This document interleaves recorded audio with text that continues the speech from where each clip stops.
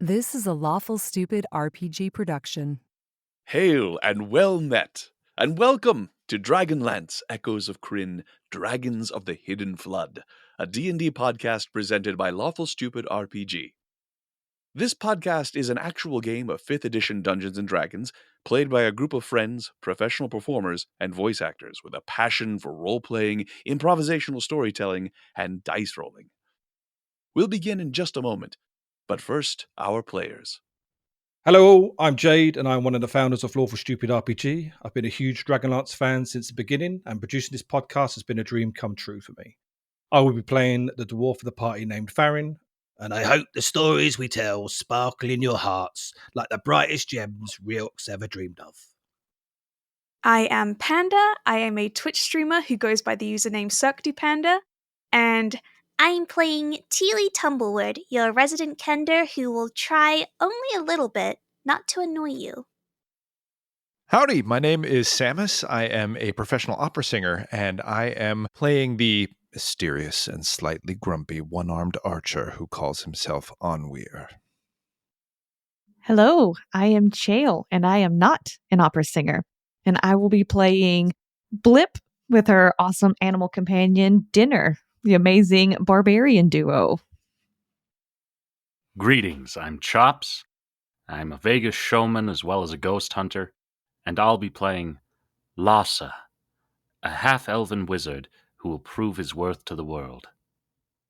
Hello, I am Lindsay Rousseau. I am a voice actor and host of The Rollout on YouTube, and I am playing Manto Bubulina, who has a dark secret that only my best friend Blip knows. And I'm Mr. Eager DM. I'm here to guide and to follow. Now, I invite you all to step with me into fantasy, and for our time together, let imagination rule.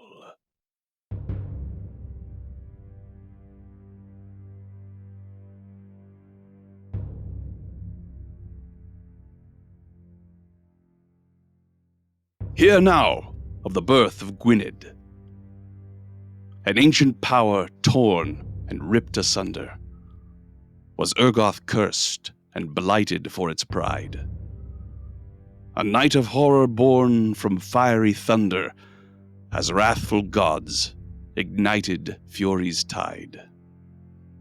With endless quake and rushing doom for all, the land was swallowed, drowning every breath. When gods forsake all mercy, nations fall, and trumpets call the cavalcade of death.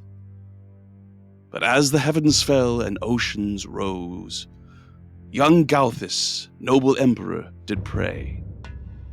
The fearsome quarrel which his father chose, his son had spurned, so false peace found its way. Atop his breaking palace, he cried out, "O beauty's crown, O shining city fair! Behold the noble tears that upon thee fall. My folly here for history laid bare, the king-priest held me deep within his thrall. Of mercy for myself I do not weep, and punished I must be for all my sins. But turn aside the rising ocean deep, and spare my people. Hear me, dread heavens." Thus did young Gauthis fiercely call to fate, and cast himself into the darksome waves. A royal sacrifice with passion great, to spare his people from their looming graves. For though Inferno tore the land apart, and suffering was born throughout the world, the blow that fell upon Tuscanvil's heart destroyed it not. It stands with flags unfurled. And in the name of Gauthis brave and strong, will Ergoth find the winds which fortune bring. The world no more shall hear Tuscanvil's song. It is of Gwynned now that we shall sing.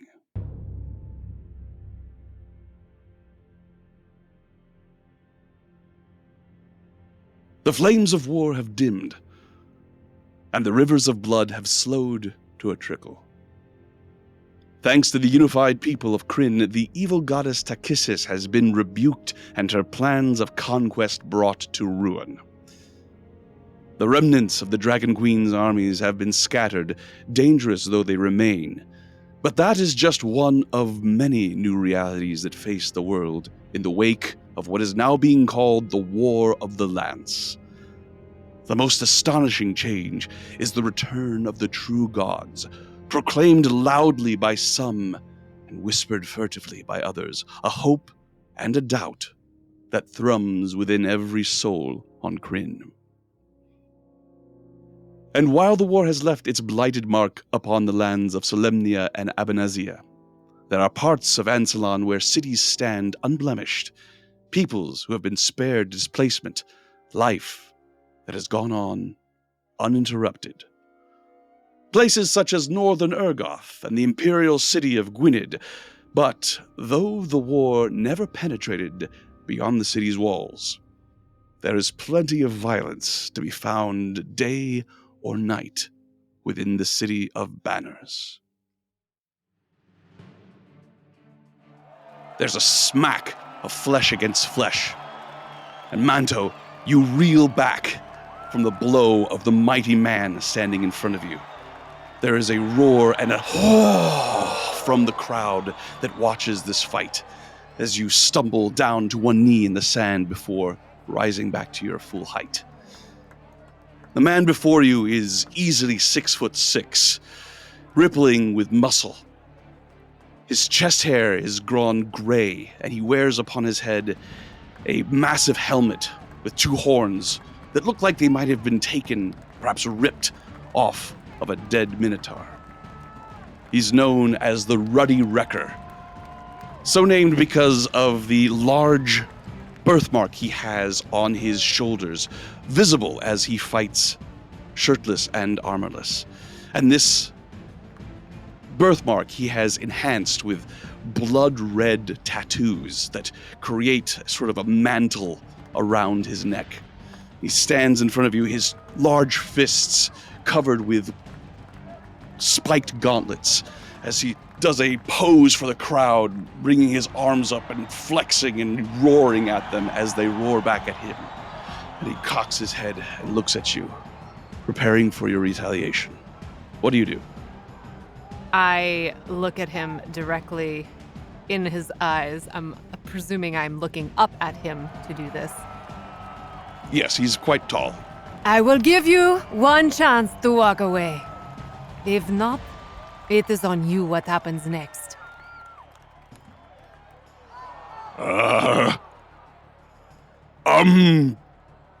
Looks around and he looks over to the side and he can see there standing Tegan, the dwarf that owns this establishment, nods and gives him a sort of a head shake to sort of get at it, a chin gesture to go in, and he looks back at you and says, I'm staying here.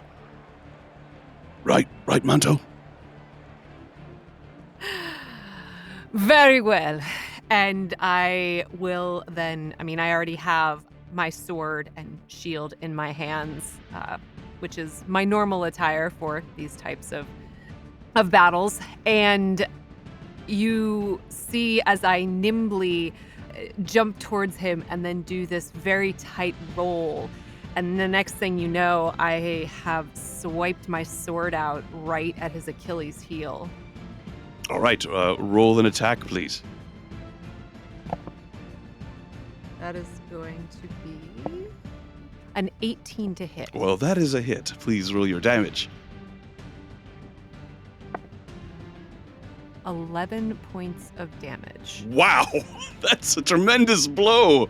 So you indeed roll around him as he comes towards you, lurching to grab you and try and squeeze you in a large bear hug. And you swipe at the back of his leg with your sword. There's a loud crack as you hit him, the sword being blunted as to avoid doing any permanent damage here at the Bruise Mine. So named because it's bruises, not blood. The Ruddy Wrecker falls down to one knee before struggling up, and he looks at you with a somewhat hurt expression in the eyes behind the helmet. He says, Manto, I told you not the feet. I still haven't healed from the last time. He stumbles away. I had to make it look convincing. Right, You are much bigger than I. just give me a second, do some posing. Rather than posing, I am instead going to, again, nimbly jumping around, doing some almost kata-like sword movements, moving it faster than you would think would be possible for someone of my size. The crowd loves it. They cheer. Manto! Manto! The Grey Knight! The Grey Knight! Manto! While this is happening, Blip, you're just off the circle of action in the shadows of this arena, lit by torches at regularly spaced intervals, but you're on the outskirts looking on, preparing for your turn to come in, and you feel a tap on your shoulder. What you want? And I turn slowly. You turn, and you see one of your fellow gully dwarves, Farb, standing there. Farb looks as if his face is a loaf of bread that somebody has taken a dull knife and pushed right down in the middle of it. He has a cleft chin, a cleft nose, and there is a line between his brows that is very deep, so it looks like he just has a line right down his face. His eyes are a little too close together, and he blinks at you, and he says, I talk to Slope, and we decide you're not high boat no more. And you look behind him and you can see Slope standing there. He has a very large, almost purplish red nose, eyes that are very bright, looking out underneath an extremely bushy eyebrow that sticks about 3 inches off to the side of either side of his head, and a beard that looks like he has been struck by lightning. It's so extended below his chin. And as he hears Farb say this, he looks at you and says, Yeah.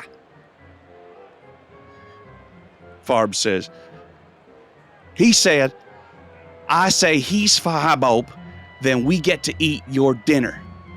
and Slope looks around brightly, darting furtively back and forth, looking at the shadows, and looks at you and says, Yeah.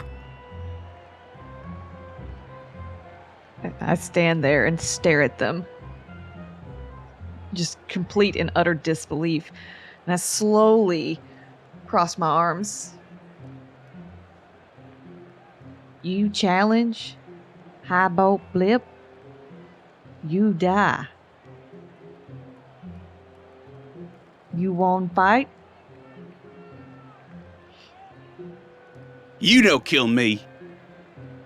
Can't be high boat with just 2. I high boat. High boat of dinner, high boat of manto, high boat of everything. I high boat.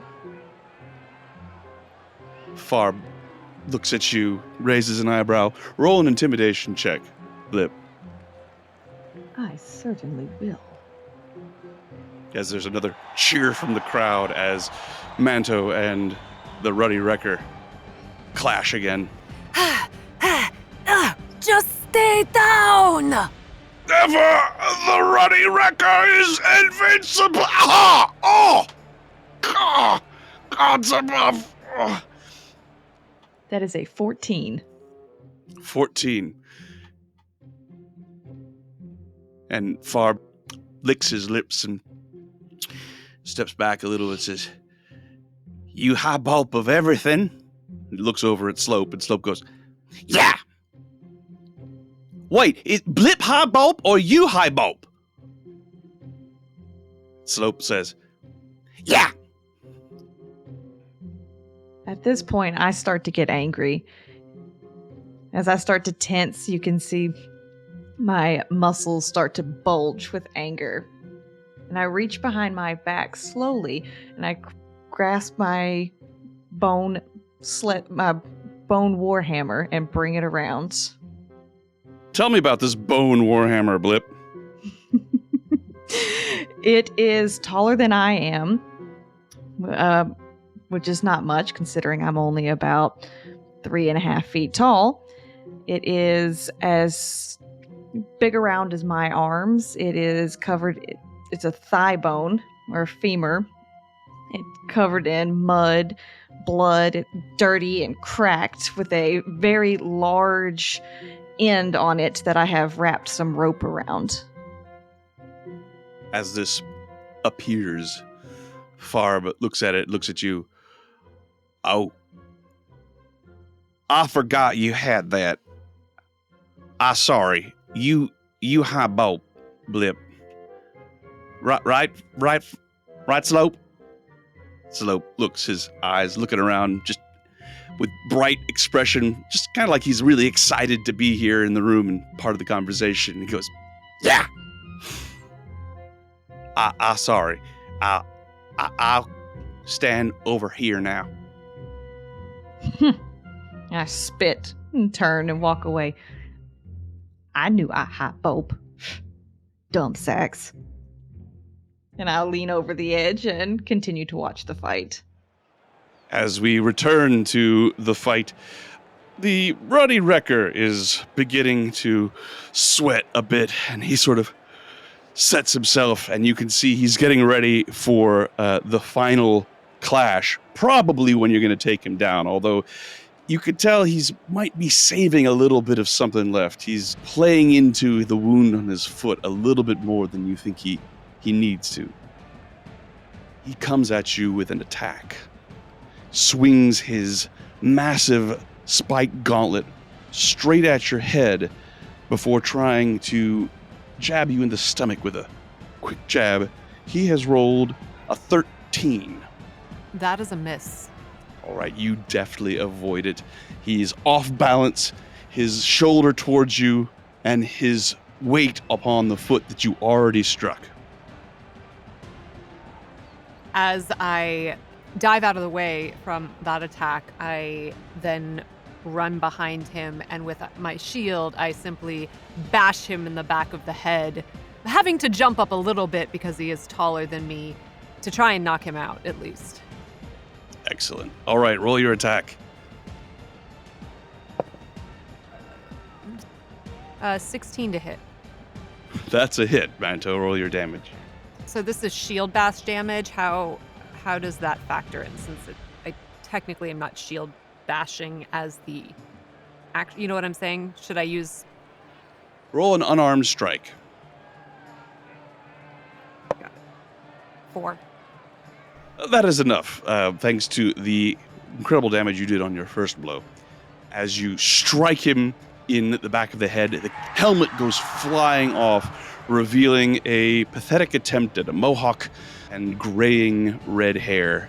He stumbles and staggers for a little bit, looks at you, and you can see his eyes watering a little bit as he grins and goes cross-eyed. That was a nice one, Manto. He falls face forward down into the sand and doesn't move. There's a huge roar of delight from the crowd and applause as everyone gives you their accolades as the winner of this match. And I will put my foot on his chest, and I look up at the crowd, raising my shield and sword. Thank you!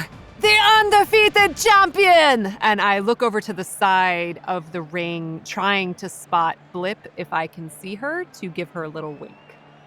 Yes, she is watching, of course, and you know exactly where she is, so you can see her, although the rest of the crowd probably wouldn't notice her in the chaos. Yes. As the match finishes, the patron of this place, the owner and proprietor, Dregan Coleswain, a dwarf with almost orange skin. Somehow the tan that he has gotten here in Ergoth has not gone brown and hasn't gone red. It's gone orange. It's an unfortunate color upon him. And his face seems to be more scar than flesh. He has scars on his face so much that his beard only comes out in patches, tufts of red hair, which doesn't actually help the orange complexion. But he has a large grin on his face, and he comes forward, puts his hands up in the air, and shouts over the crowd, "Thank you! Thank you! The Bump Mine is very pleased to take your patronage. We hope you've enjoyed tonight's bout, and our new champion, the Grey Knight, looks forward to entertaining you on subsequent visits." And there's another large cheer. And you see a flash of disgust briefly cross my face as I then turn up to the crowd and smile again. And now, a little bit of special entertainment. Grimers! And he claps his hands, and Blip, that is your signal. I get excited and hop up and down and rub my hands together.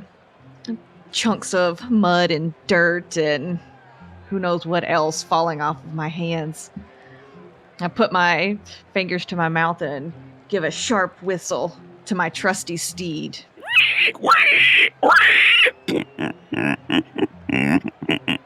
You see a large warthog come bounding around the corner and leaping out onto the sand. It does a couple of spins and kicks its hind legs up into the air, and then sits down looking at you with a cocked head and one ear flopped over.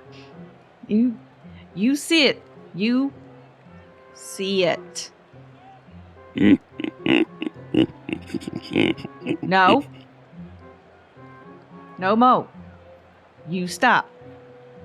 And I slowly walk over, giving him a nasty little glare, and swing myself up and dig both my heels into his side.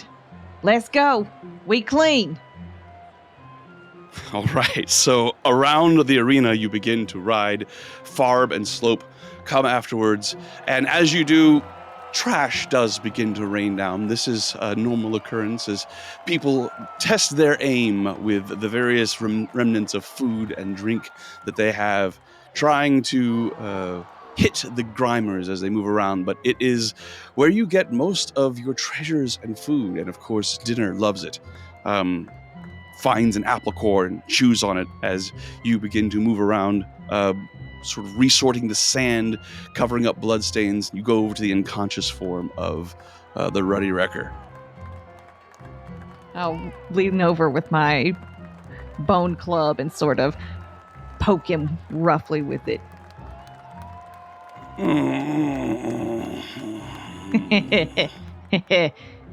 He got you. You big ouchie. I'll give him a little bonk on the head. I'll reach down and grab the edge of his shirt. He's not wearing a shirt, actually. He's you could get a nice big tuft of his chest hair. He's got quite a bit of it. Oh, gross. I do that because if any of that chest hair comes out, I'm actually going to pocket it and then reach back down and grab again. All right, make a strength check. Actually, an athletics check, please, as the Ruddy Wrecker is rather large. That is a 23. Well, that is more than enough, as even though you are small, you are mighty.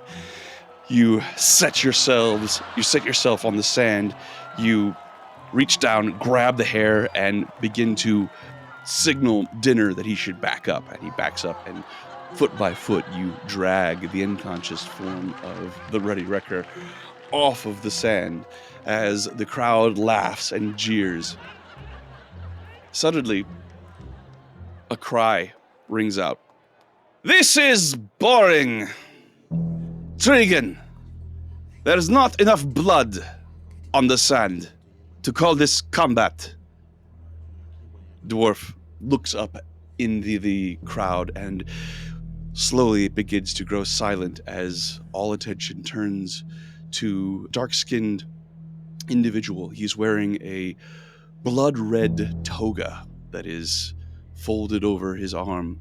He's wearing a dagger at his side, his dark hair that is pulled into very tight braids that then form a ponytail at the nape of his neck. He has a cruel expression on his face and a very elaborate blue whorl that is tattooed onto his face, starting in the middle of his forehead, going around the side, and ending at the bottom of his chin. He stands up, fully aware that all attention is on him. When are we going to be able to see some real combat, Trigon? The dwarf licks his lips and... My lord, here at the Bum Mine, we enjoy the ability to present the same combat fighters on a regular basis. The people get to know them, and That is not what I am interested in seeing. I have money, Trigon. Perhaps it is enough to afford some blood. And he throws down a leather satchel that lands at the feet of Trigon, who picks it up and shakes it. Looks back towards you, Manto. And he eyes the money and then subtly nods her head, but also, after nodding her head, she looks as though she's panning the audience, but she looks over towards where Blip is and gives her kind of this knowing look as she scans around the arena. What are you looking for? I don't know how much I should say out loud, but per our conversation previously about things that Blip sometimes does when I am in the arena. Things that you, gotcha. Make a perception check. Okay. 11. Well, you know where Blip Okay. usually puts things. You can't quite make them out, but there's a good chance there's something there. A slight rise in the sand, a spot about 20 feet from where you're currently standing. Walking down the bleachers in this arena comes this man. You can see he has a little bit of an entourage. Some young women wearing very elaborate palas that are draped across their shoulders and then cinched tightly around the knees. They have long, dangly earrings and beads and gems around their necks. As he swaggers down, he stumbles a little bit. You can see that he is perhaps not 100% sober.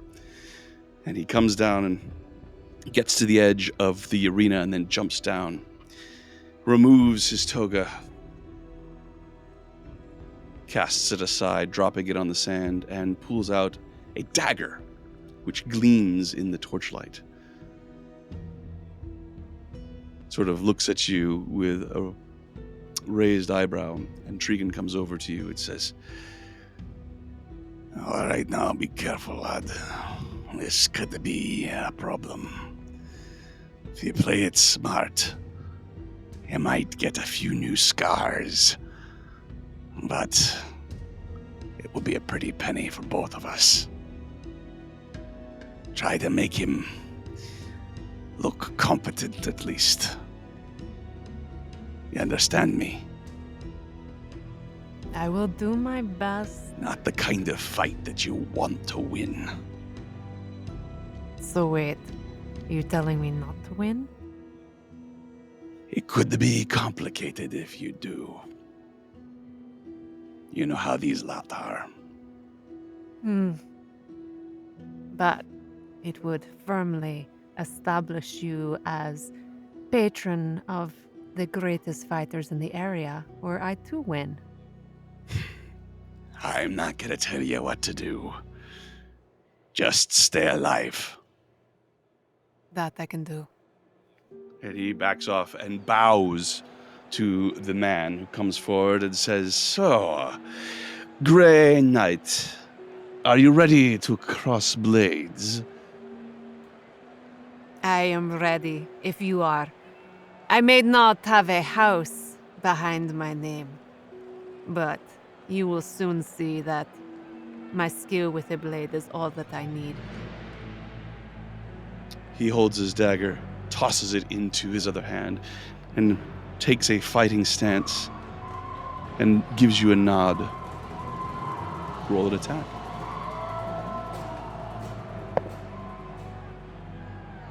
That is probably a miss. That is a 10.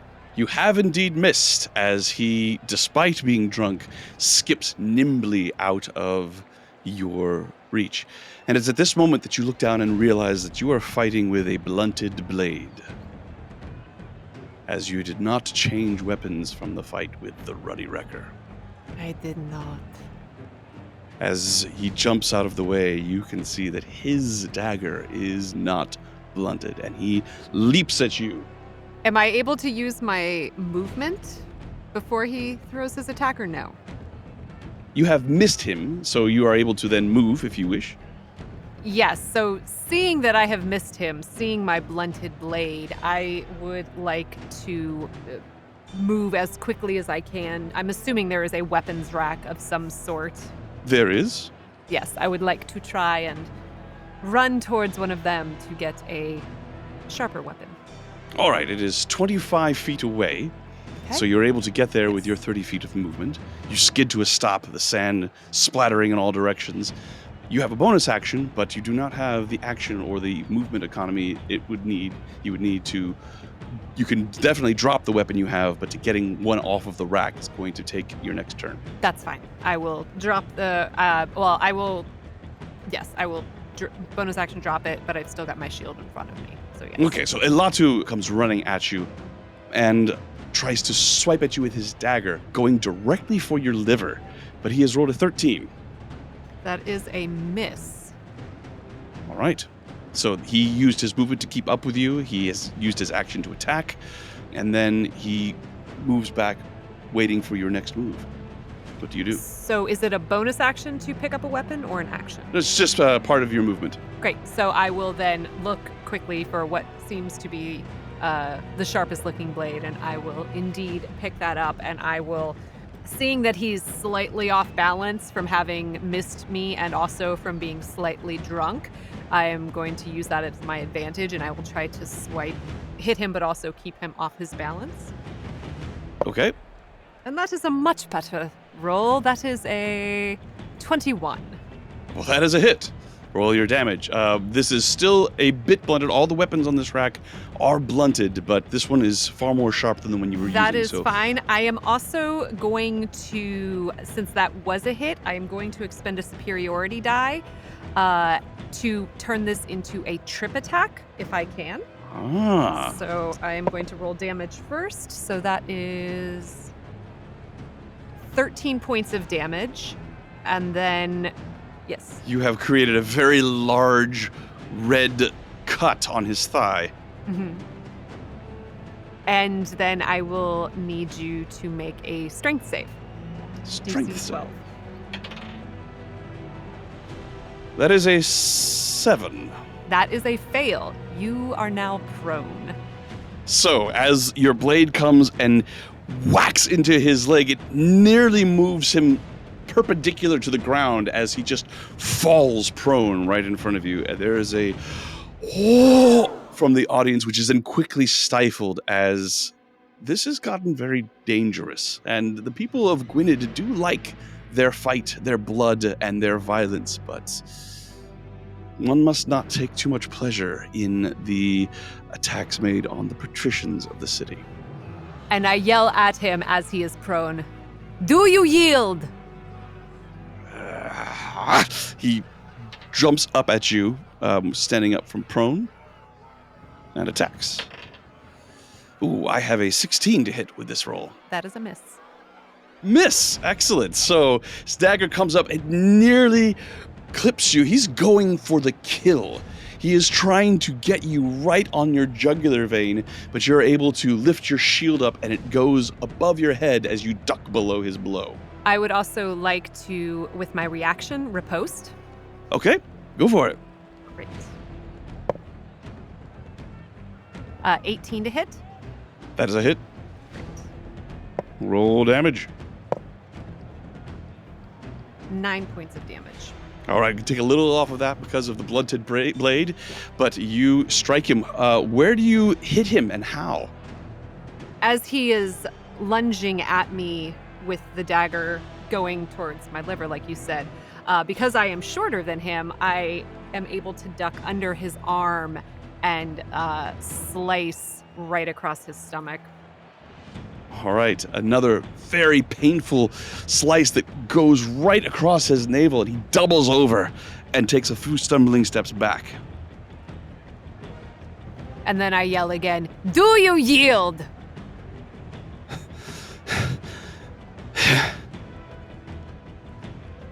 I don't have time to waste on this sort of idiocy anymore. He stumbles a little bit and tries to stand up straight, but has to double over a bit in pain and begins to walk away from the fight. And there is a murmur in the crowd. It doesn't quite get to cheers, but it is, people are clearly impressed by what they've just seen. And I will then, once again, turn to the crowd and raise my sword and my shield, and then look over and yell, "It is time to pay your price!" Knowing that she is now afforded a large bag of coin. Well, Indeed. her overseer is, but she obviously knows she gets the Tregan has the bag of coins, and he's just grinning. You can see all three of his teeth, and he's just shaking it and nodding at you with glee. As Elatu is moving, all of a sudden his foot sinks into the ground up to his knee, and he cries out in pain as he trods right upon one of the little gifts that Blip has left for him. I laugh uproariously. There is a bit of a giggle from the crowd as well as he swears, comes to his feet and looks around furiously. The crowd begins to silence, and he looks over at you, still laughing. He throws the dagger right at you, Blip. I laugh so hard I fall off of dinner and land with a thud on the ground, and a whoosh of dust around me. He has rolled a 17. That'll hit me. All right. So the dagger sticks right into your arm. You have taken 4 points of piercing damage. How far away is he from me? About 20 feet. Upon seeing him attack Blip, you see her face is overcome with look of just sheer rage, and she runs at him from behind, sword out, going to stab in the back. All right. Go ahead and make your attack. Dirty 20. That's a hit. Roll your damage. 10 points of damage. All right. You drive the sword into his back. You manage to put it right where his spine is, and it slides to the side. It's being blunt enough to not completely pierce all the way in, but it does open up a large wound, and he gasps in pain and falls unconscious to the side as his bodyguards jump down into the group, into the sand with him. 2 men wearing armor, scale mail armor, and the crest of the Imperial Guard. They come forward and point at you. "You there! You are under arrest for striking an unarmed man." It is not my fault he threw his weapon. He attacked someone who is not a combatant. Therefore, he should be arrested for violating the rules of the arena. They put their spears down in front of you, advancing on you, and they say, "Lower your weapons or be killed." I look over at Tregan like, are you going to do something about this? This is your arena. He avoids your gaze, looking to the side and backing away, and shakes his head and shrugs. Do I know who is the person who has the authority to tell these guards what to do? I mean, obviously it is not Tregan since he is backing away. Honestly, it would probably be the person you just struck. Oh, great. Awesome. Okay, cool. Not worried about offending them at all. I am not going to drop my sword and shield. I am instead going to take a very imposing defensive stance and look at them. You saw what I did to your master. Are you sure you want to try? They look at each other and then back at you. Make an intimidation check. Yes. Okay. That is a 12.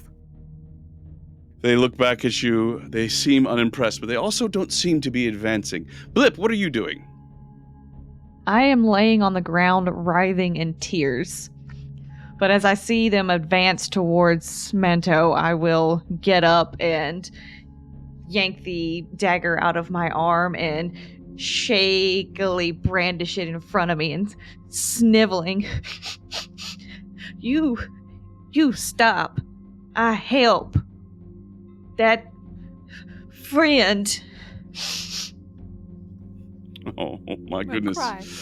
All right. There's a bit of a standoff here as these two bodyguards who look a bit like guards, just the guards of Gwynned, but they have a braided coil of rope around their right arm, and you can see they have a bit more detail to their tattoos on the rest of their face, but on the main part of their face, they have the same circular tattoo whorls going from the forehead to the chin.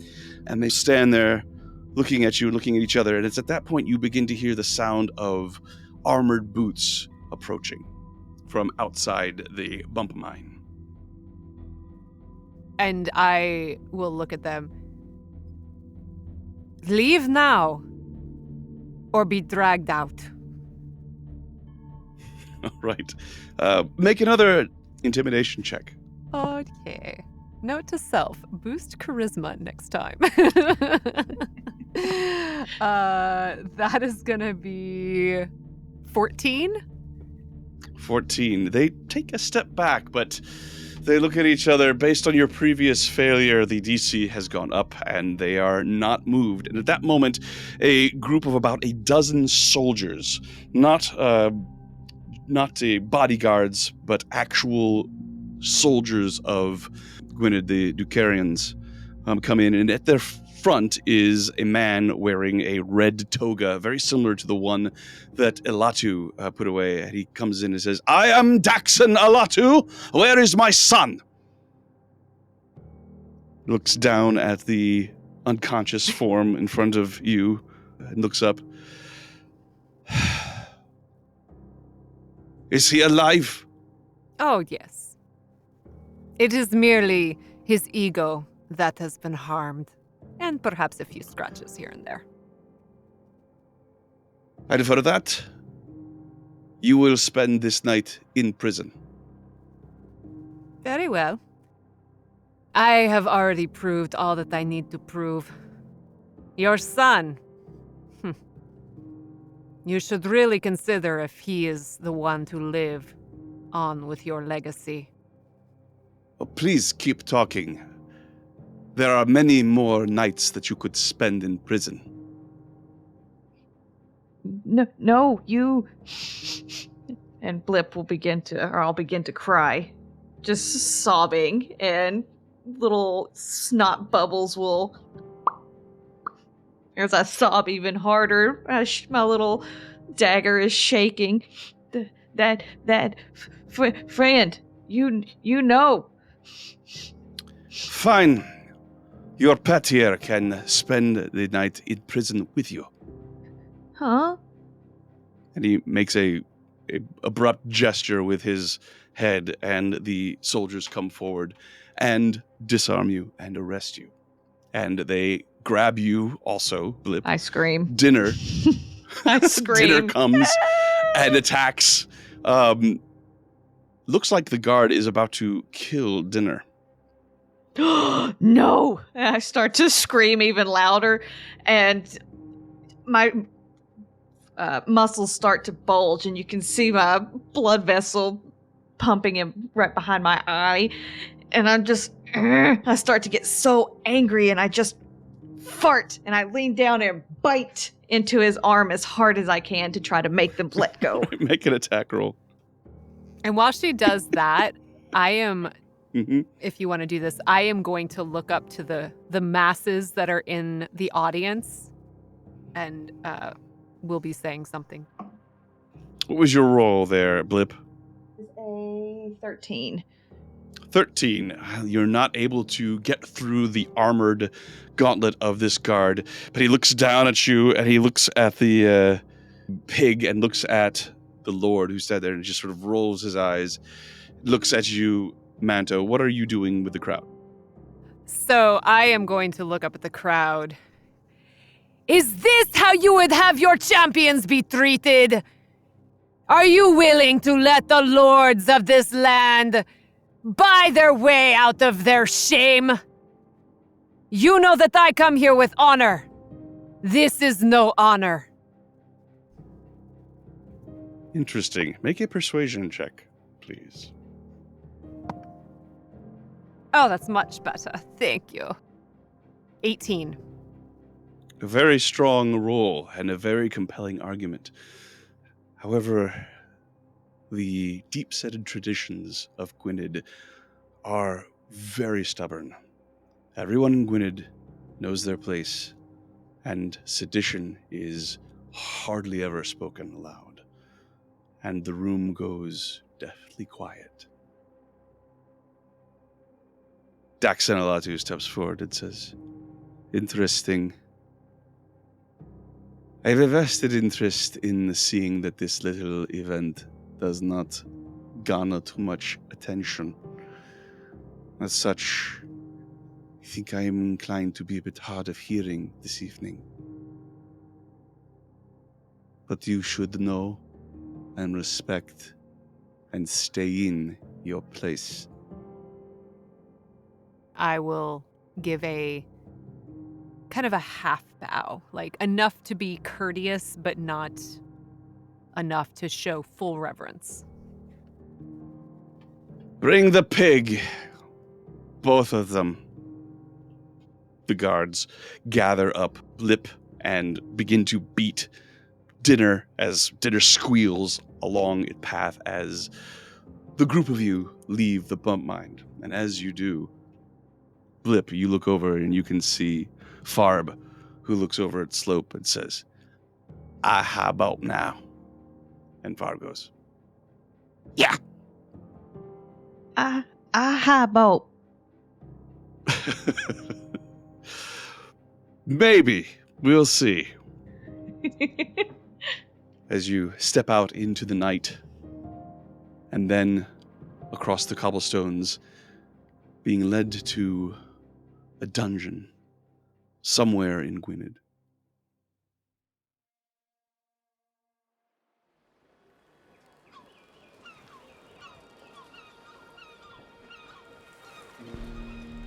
The day dawns bright, and the sound of seagulls is a comforting one. Lhasa and Anwir, this journey I see that was supposed to take just a few days has been extended quite a bit by the incredibly violent weather that you have endured. 3 sailors lost their lives. The ship is in tatters, but still seaworthy, as you make your way into the port of Gwynned.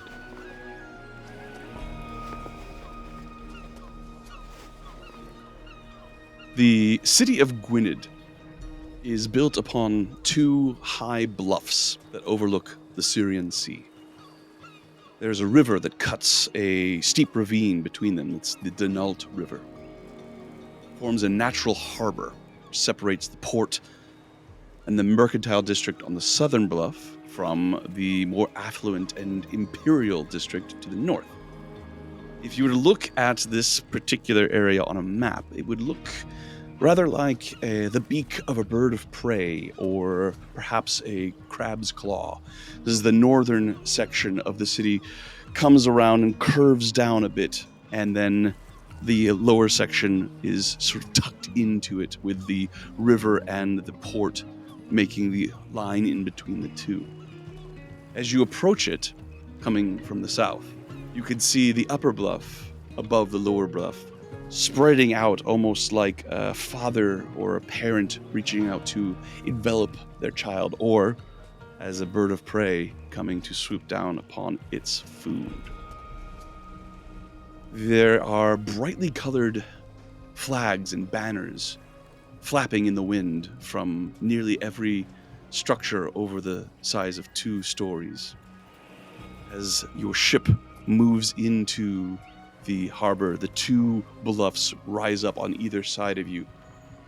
Between the two, going across the port and across the river, are numerous rope bridges, and in some cases just netting, much as you would see on a ship. It's like a spider web of rope and passages made by flimsy and swinging bridges. You also see a few that are a bit more permanent. And in the back, right where the 2 parts of the bluff come together to meet the rest of the land, you can see a waterfall as the Denault River cascades down many hundreds of feet into the port in front of you. It is a place of stunning beauty.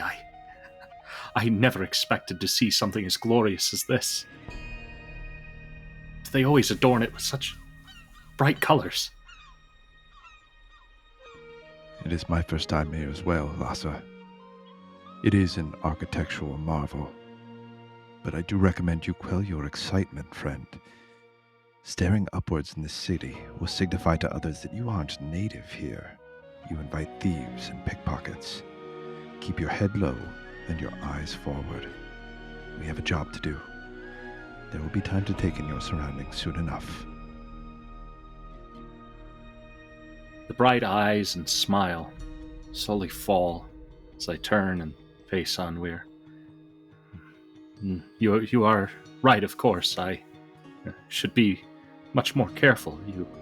You've said that several times now, and I suppose I'm still struggling to come to grasp with it.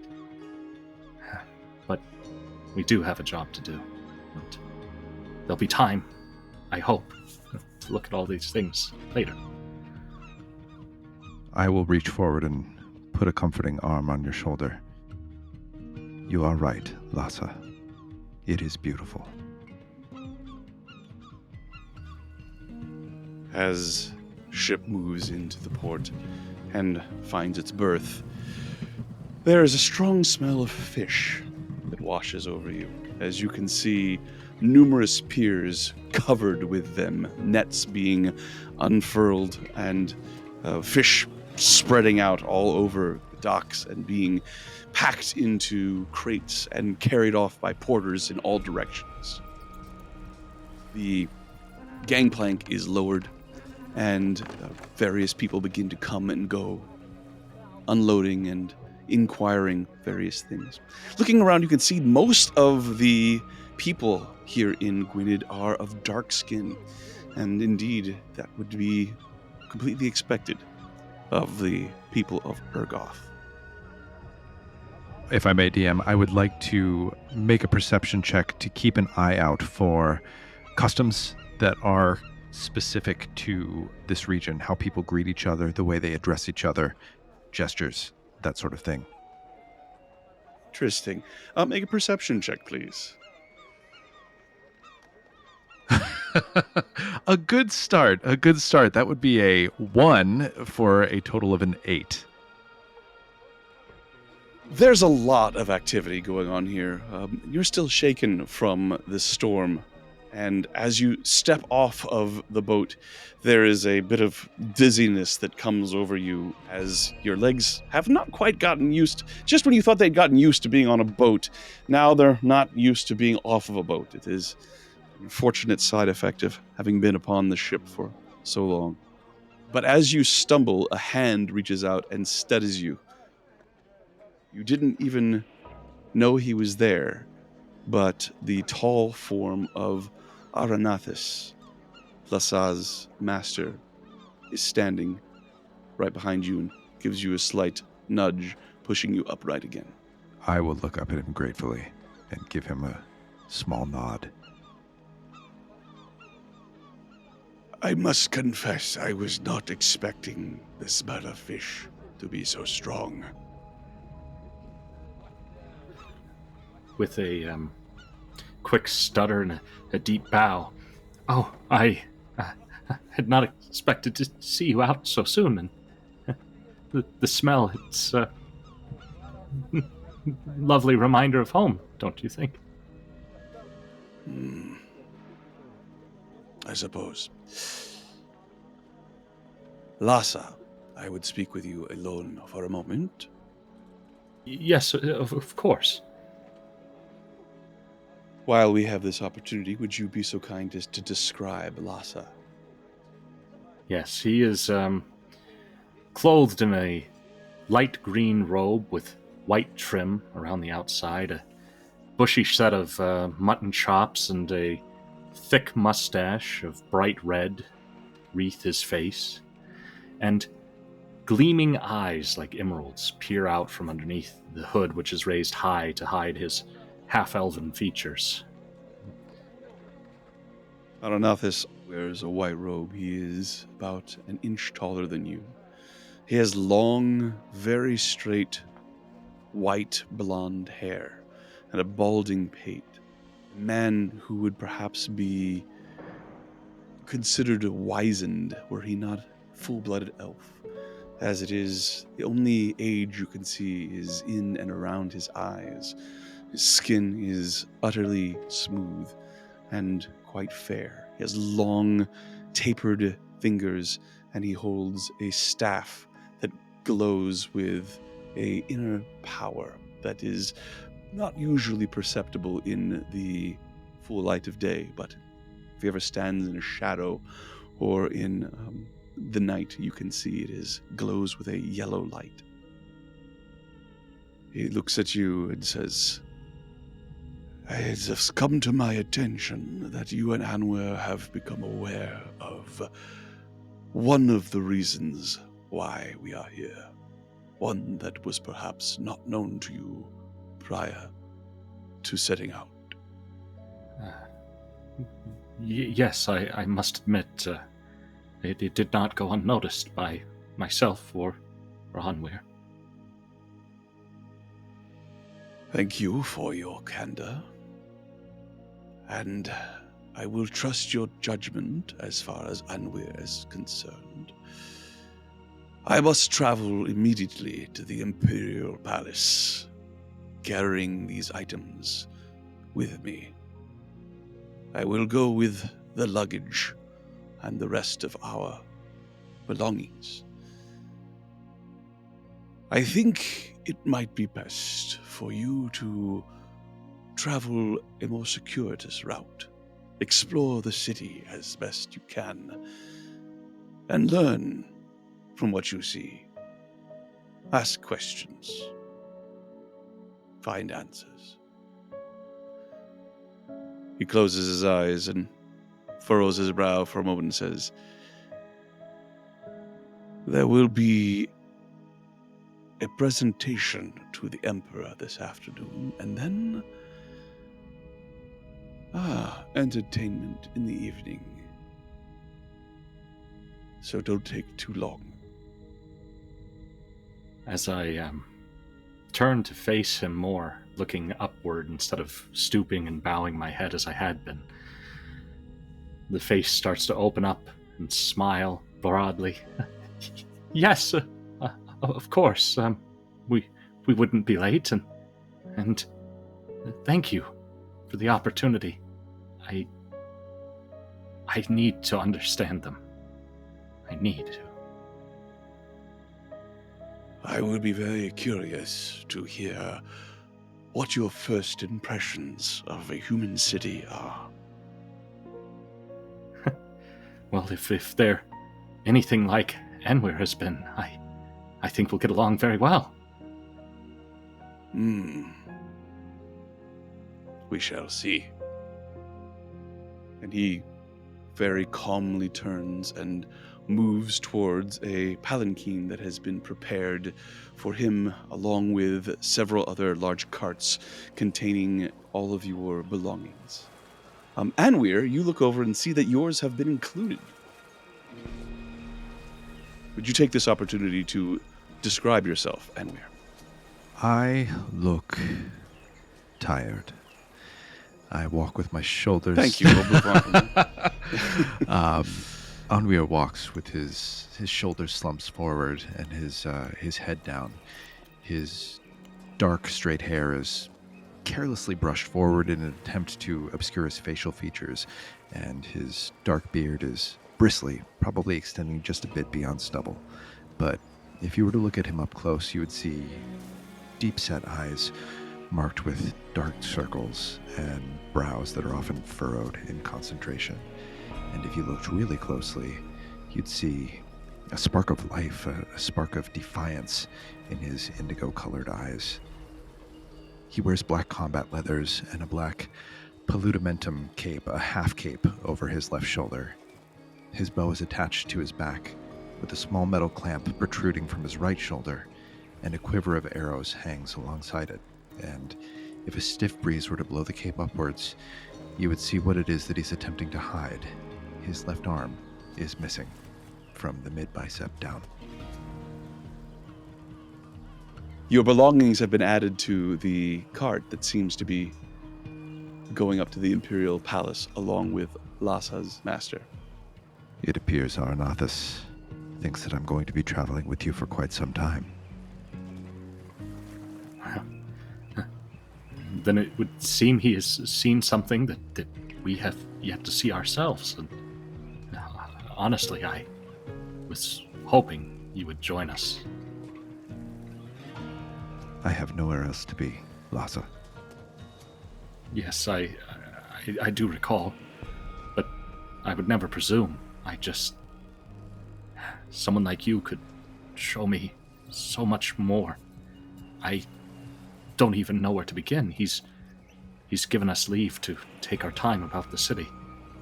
Although there will be entertainment later.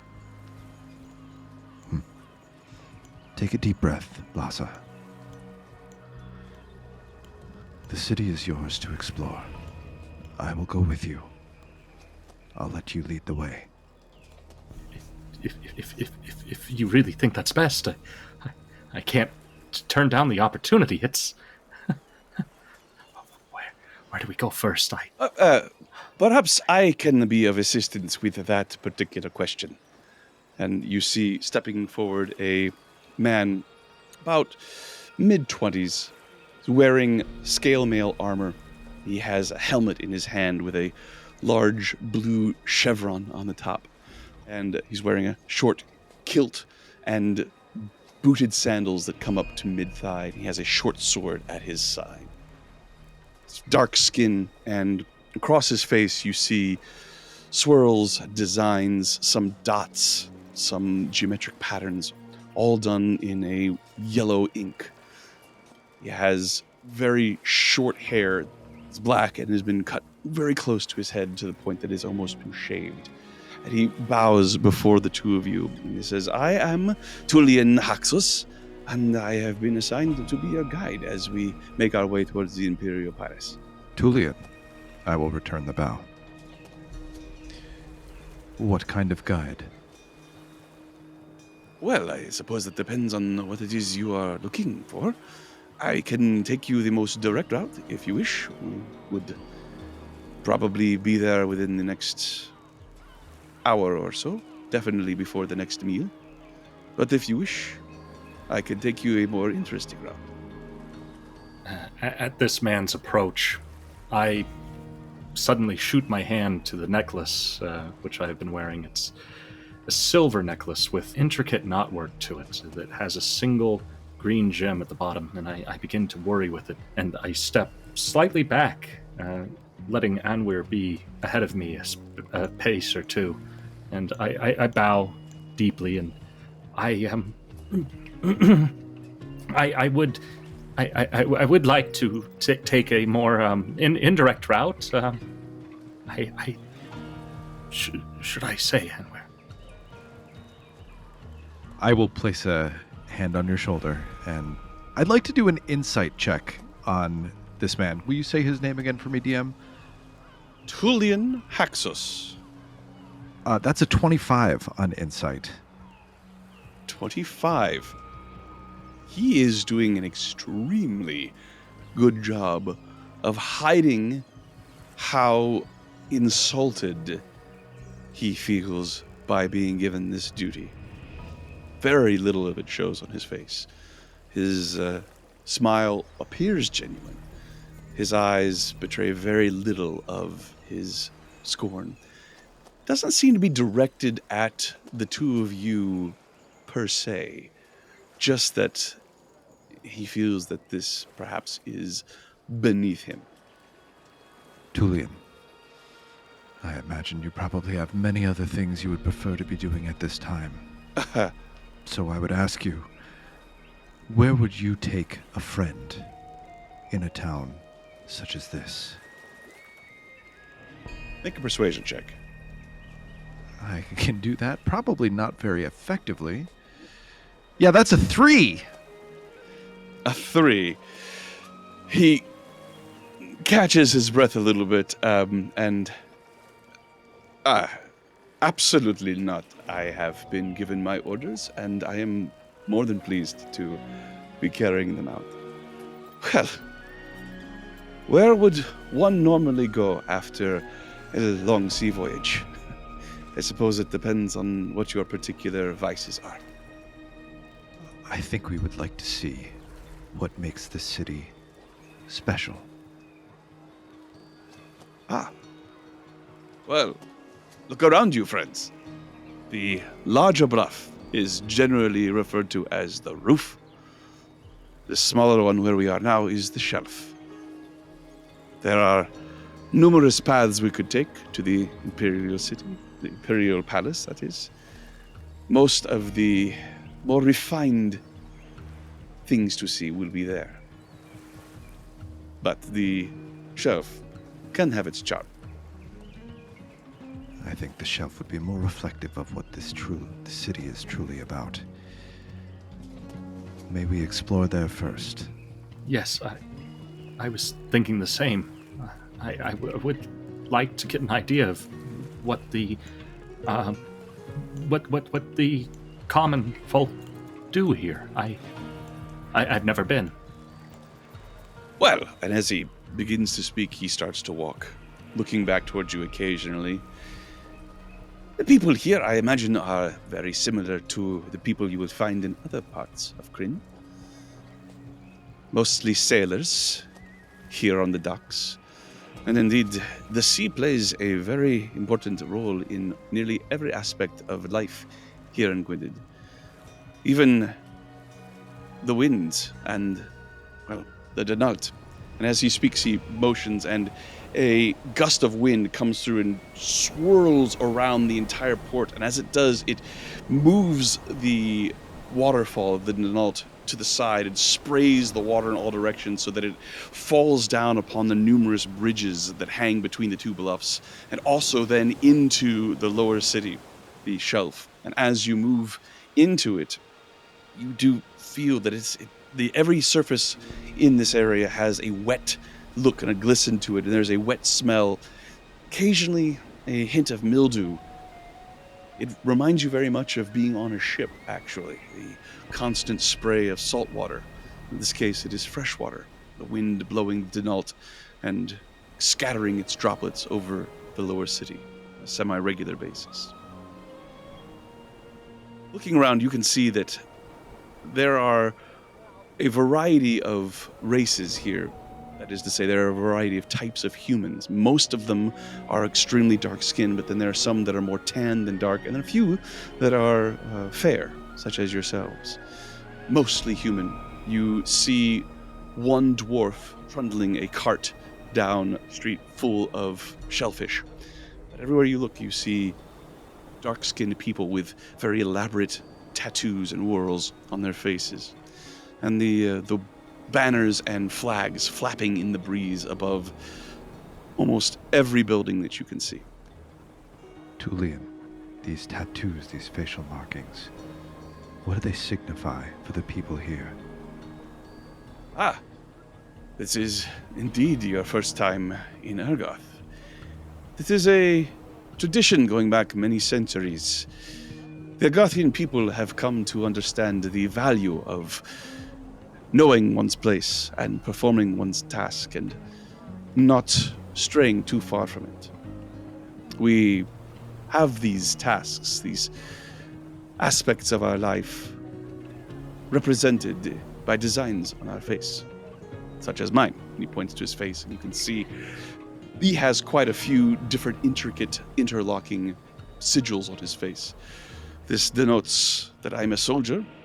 This denotes that my family is of somewhat adjacent noble blood. And this denotes that I am married. So changing one's station in a city such as this would be rather challenging. It is not our way. I see. Perhaps it is my ignorance, but I would think something like this would be very helpful. You could tell someone just by a look, and honestly, it doesn't sound that much different than home, other than, of course, they show it. Indeed, it is a very efficient and a prized custom. There is only one family in all of Gwynned that does not have markings on their face. That would be the Imperial family, Merciador Reddick and his children and his wife. May the gods grant them a long reign. Indeed. As we are walking, I will fall back just a bit with Lhasa, and I will put an arm around his shoulder and say, Do not fear, my friend. This is not something to have anxiety over. This is an opportunity. If you can channel your nerves into excitement, let this be a fun discovery for you. I will protect you if there is danger. Enjoy this moment. With that, you'll feel as I am trembling at your touch. But that slowly ceases.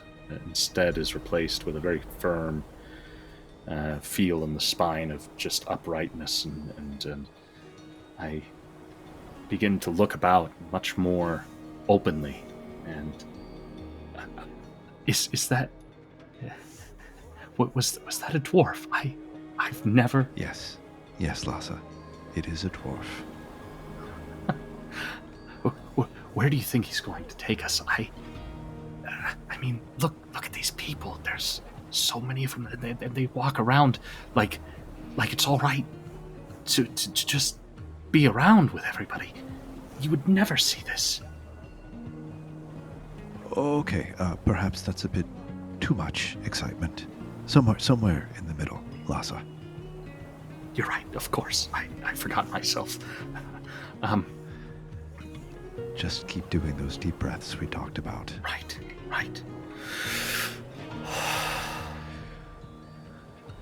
Turian, you're married. Tell me of your wife.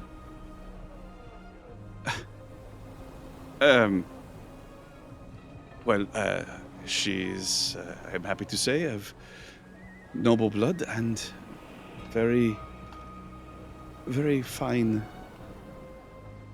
stature, and she is a good wife for me. And he points over to a few places, and you can see there is a shrine of sorts, and it is painted blue, and coming up out of this rounded stone pillar that has been painted blue, the top of which has a bird-like motif. And as you're walking by, people are reaching out and touching it and closing their eyes and murmuring soft prayers as they step by. So, I am sure you are already familiar with the Blue Phoenix, having been aboard a ship. Of course. I have not, but I say that without trying to make a deception check. This is me wishing I had put more into my charisma. A 14. 14. He nods and as he keeps walking, he says, "The return of the gods. It is an amazing thing.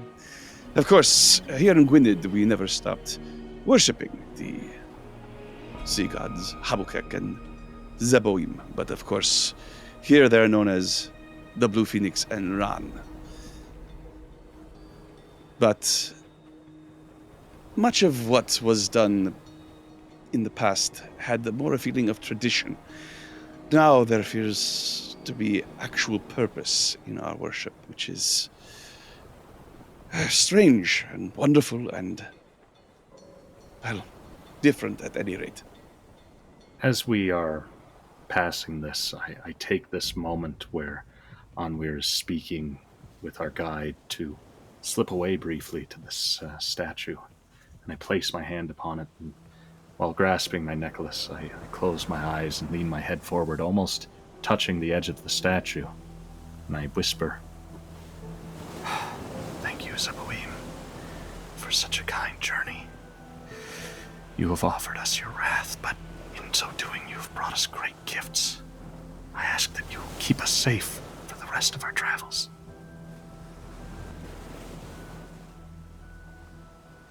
As you are saying this, you open your eyes and you see an old woman with her swirls and tattoos nearly completely engulfed with wrinkles and a very dark and wind-chapped face. She looks up at you and says,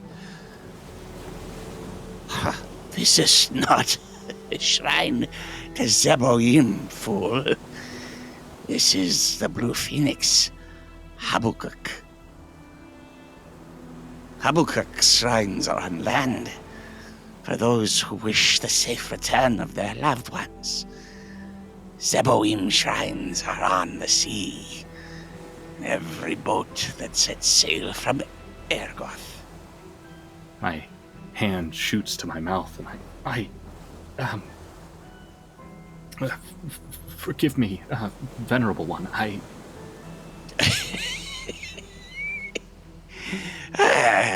What an interesting morning. and she hobbles away. And I begin to dart my head from side to side, looking for the people I had just been walking with, now greatly concerned. Make a perception check! Oh, this'll be fun! I have an 8. An 8, so you turn to look around and see a sea of people moving backwards and forwards across the street. The sound of boots and wheels on cobblestones, and the cries of vendors and the smell of fish swims in front of you, and you have no idea where Anweir and Tulian have gone.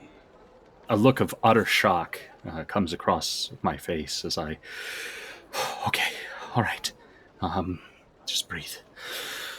Okay. Well, we were heading towards the roof, so... Wait, he said we were going to walk around the shelf. And I begin to head in the direction I think we were heading previously. Anweir, you may now come to realize that you have briefly lost sight of Lhasa. Would I not have, with my passive perceptions, seen him slip away?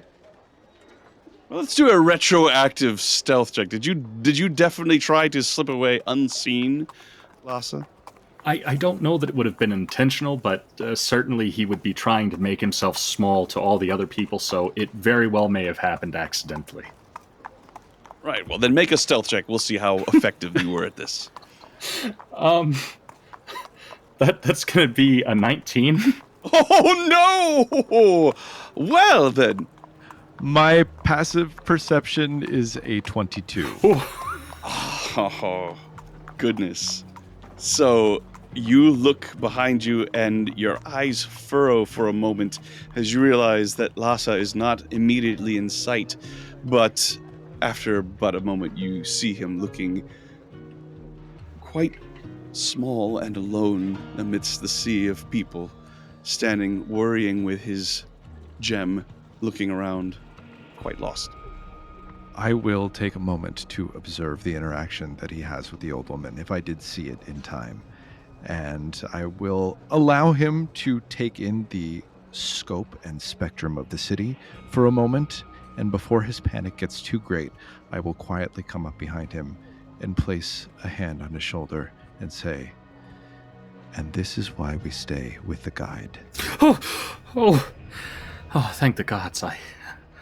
Whew. You're all right. No, you're right. I should have said something. It's a lot for you. I understand. And it's okay. I have a feeling that Tullian doesn't wish to be tasked with showing us the city at this time. Perhaps it would be best if we go to the palace and then explore the city on our own later. You're probably right. I wouldn't want to bring any burden to him, I say as I cast my eyes down and look somewhat defeated in that moment. I will just place a comforting hand. I will keep my hand on your shoulder and gently move you in the direction of where Tullian is. You see Tullian, he has his hand on the bridle of a horse that does not look well. It is taking very labored breaths, and there's foam around its mouth, and there's a little bit of roomy tears coming down its eyes as he pets the horse and is speaking with another soldier that is standing near it, quietly talking to each other. As he sees you approach, he turns over and says, shall we continue? Please. That animal, it looks very unwell. You are quite right. It is an unfortunate springtime occurrence. The snows, the Sentinel Mountains far to the east, when they melt, they bring with them many things in the Denalt that are bad for those of us who drink the water. There are countermeasures that we can take for the people, but the livestock, they must drink so much of the water, there is very little we can do. At this time of year, nearly every animal over a certain size gets sick, but it passes. Is there really nothing we can do for it? Well, if you have training in this sort of thing, there are people at the Imperial Palace who perhaps you could consult with, but it has been happening for many decades. It is something we have learned to live with. Yes, I suppose you would have to. It's just terrible to see. It is more of an annoyance as opposed to a real threat.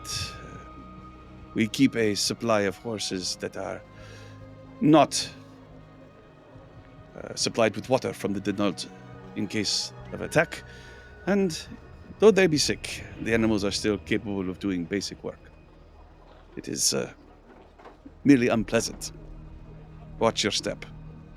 I would want to take a moment to see if there was a bucket nearby, some vessel that I could put water in.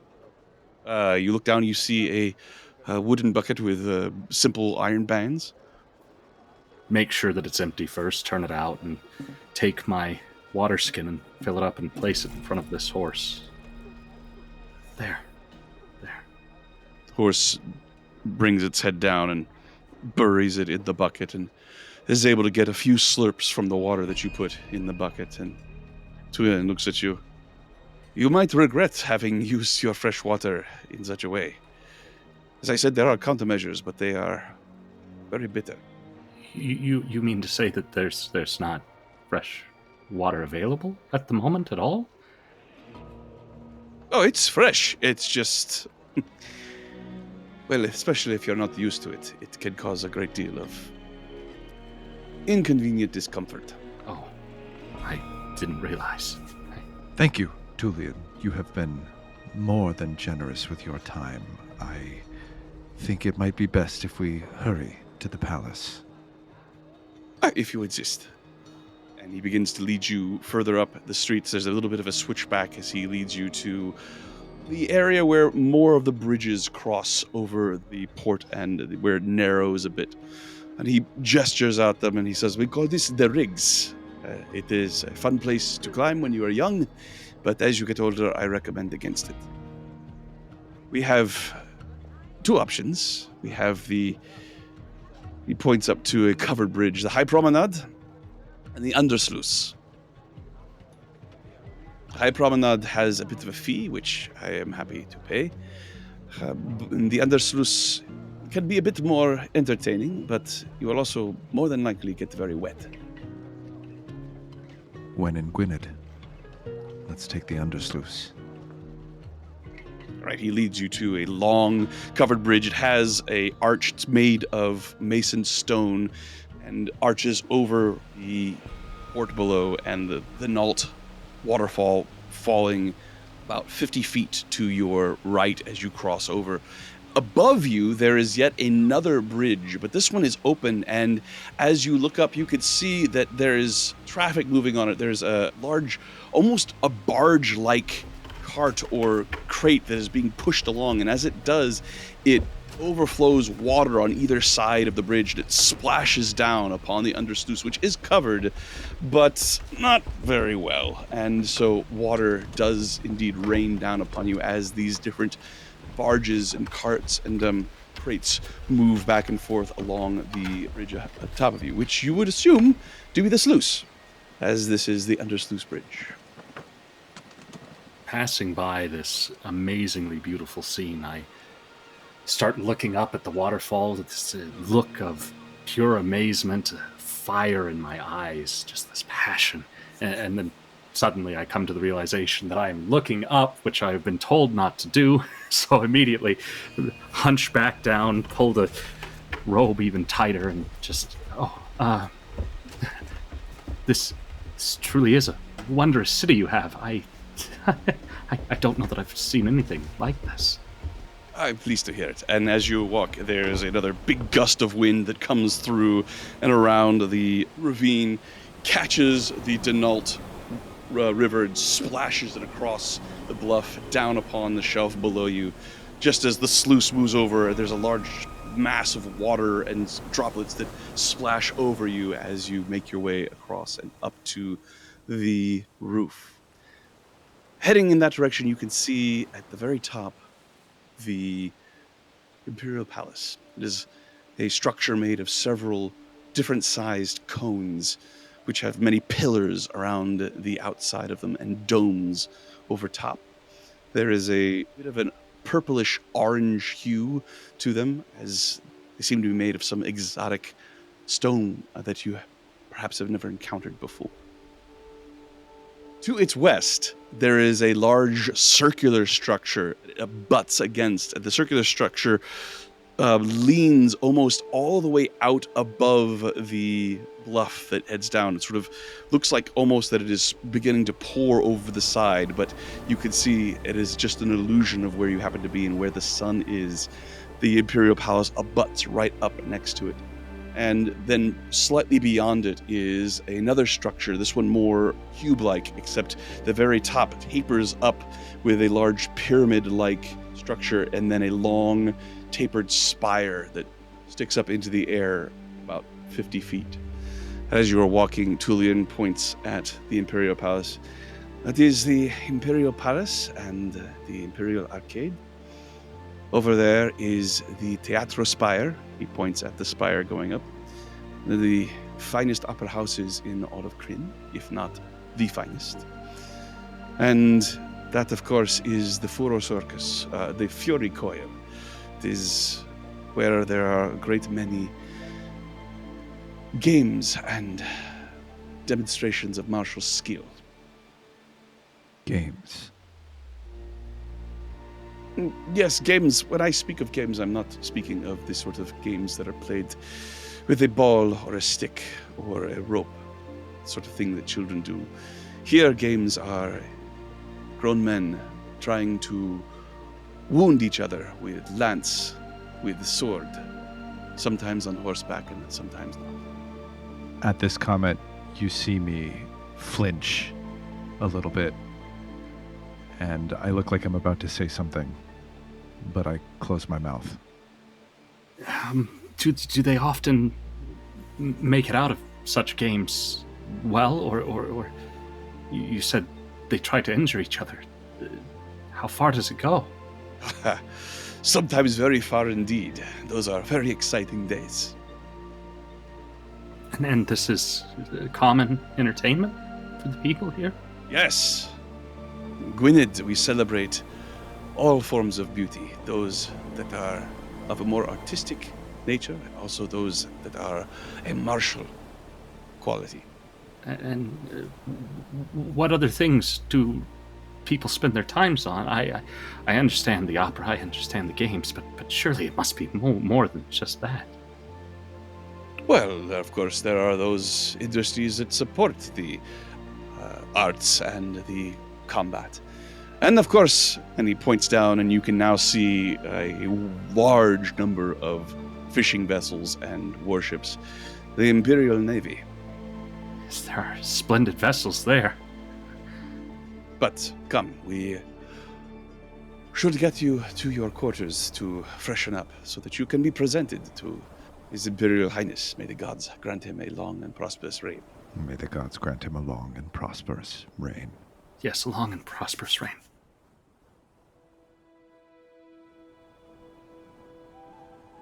Farron, the bed is as comfortable as it was yesterday. Far too large for you, of course. The sash has been opened in the one large window in this room.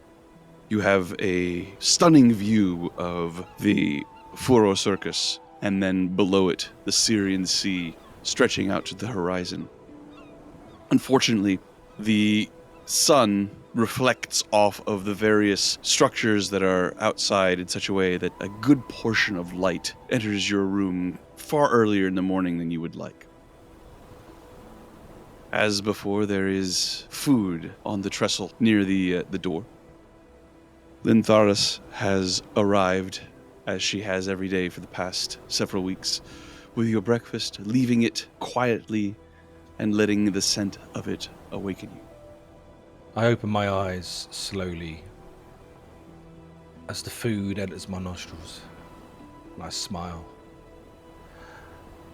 Oh, that's what I like. And stepping down off the tall bed, straighten my undergarments and head over to the food and take a sample and pour myself a nice hot cup of tea.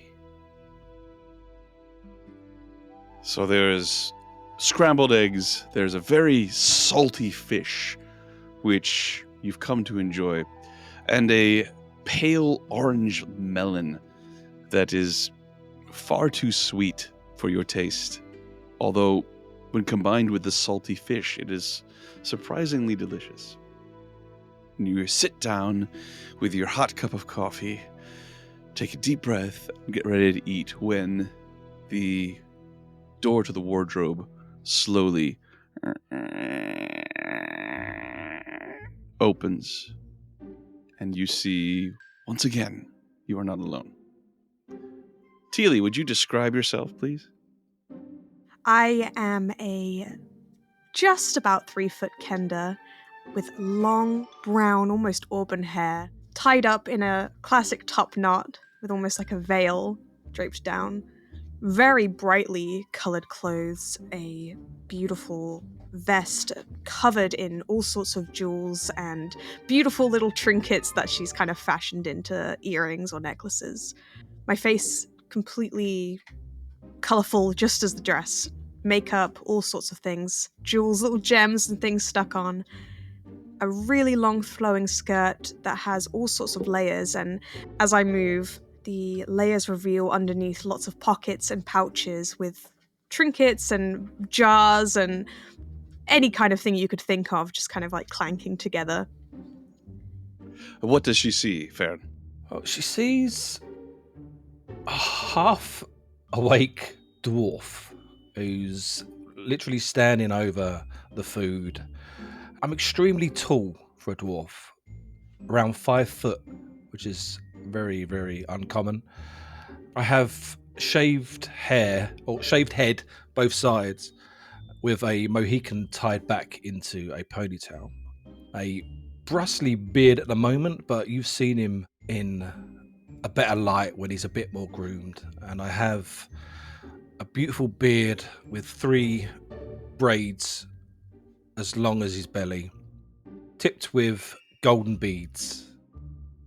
Atop my head, one side is a tribal tattoo of some kind. Morning, Farron. As I stretch my arms out, stepping out of the closet. Obviously not the last time, is it? I know I said last time would be the last time, but you gotta know I'm so close to finding it now. I will be out of your hair. You won't see me again. It's the last time. I promise you. I wonder where I've heard that one before. Well, help yourself, lass. There's plenty food for both of us. I approach and quickly plop myself on the floor. You hear as all of the things in her pockets just clank against the wooden floorboards, crossing her legs, kind of clasping her hands together, reaching forward, and just starts to begin stuffing her face with the food, as if racing so she can get as much as she can before Farron eats any of it. Before I forget, girl, I seem to have misplaced something. My spice pouch. I don't suppose you picked it up by chance, did you? I wipe some of the food away from my cheek, hand on my chin as if I'm thinking deeply. You know, I did actually come across a pouch, and I picked it up. It's really cool. It's filled with spices, just like you said. Makes everything taste great. You should try it. You know what? You can borrow mine. And I will hand over Farron's spice pouch. Thank you.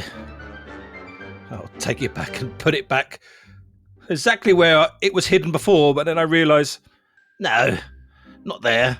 and I'll turn away from her and hide it somewhere else. You should be really careful where you leave your things. Yes. Anyway, you're going to get me thrown into dungeons. You know that. No, I won't because of my genius disguise, and I'm very sneaky, so I will be fine.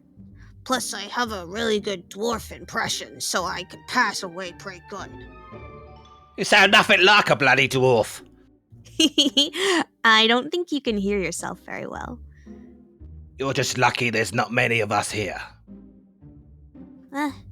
That's true. I quickly stand up from the table, put my hand to my chest to try and steep the indigestion that's settling from cramming so much food in my mouth. And I begin putting on what seems almost like a fat suit, just really thick, puffed kind of material that makes me look a lot more heavy set. I'm very slim, and this will make it seem more dwarven-like, even attaching little platform wedges to the bottom of her feet to make her taller, even applying some makeup to my face to make myself look a little bit older and a little bit more grizzled, to appear more like a dwarf. As you're in the middle of applying this costume, there is a soft knock at the door.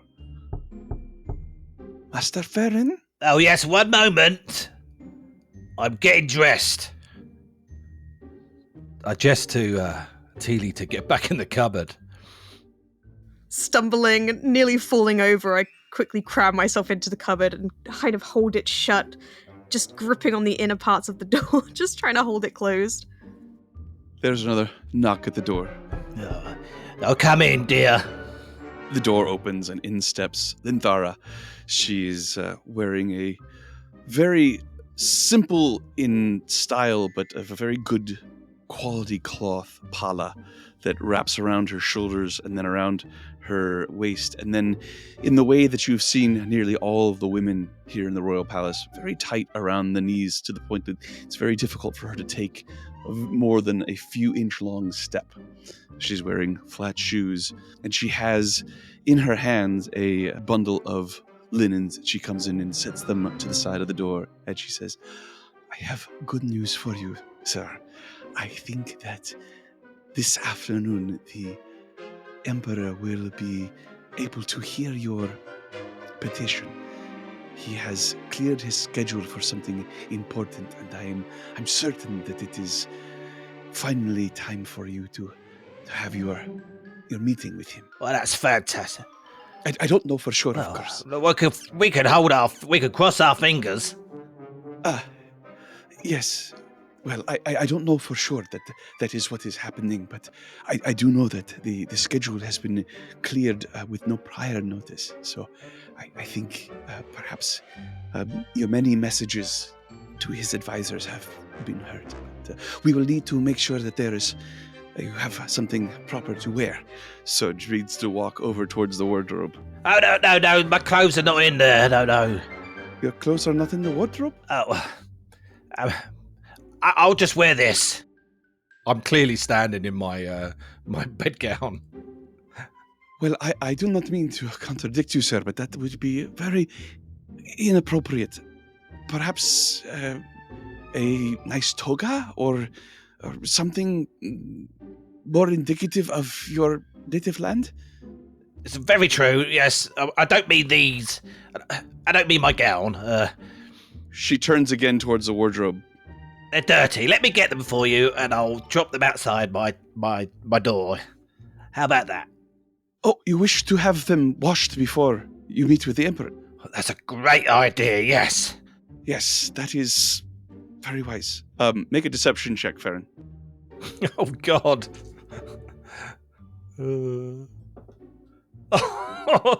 Straight 2 on the dice.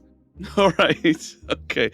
She nods and turns and sort of looks at you and looks at the wardrobe and back at you and begins to walk very softly and slowly out of the room. It's around this time. Teely, the melon. You forgot about the melon. They gave you a bit of problems last time, and you had only eaten a small amount of it. But this time you crammed a great deal of it into your throat, and you feel your stomach begin to twist. Oh boy, okay, here we go. Make a Constitution saving throw. 15.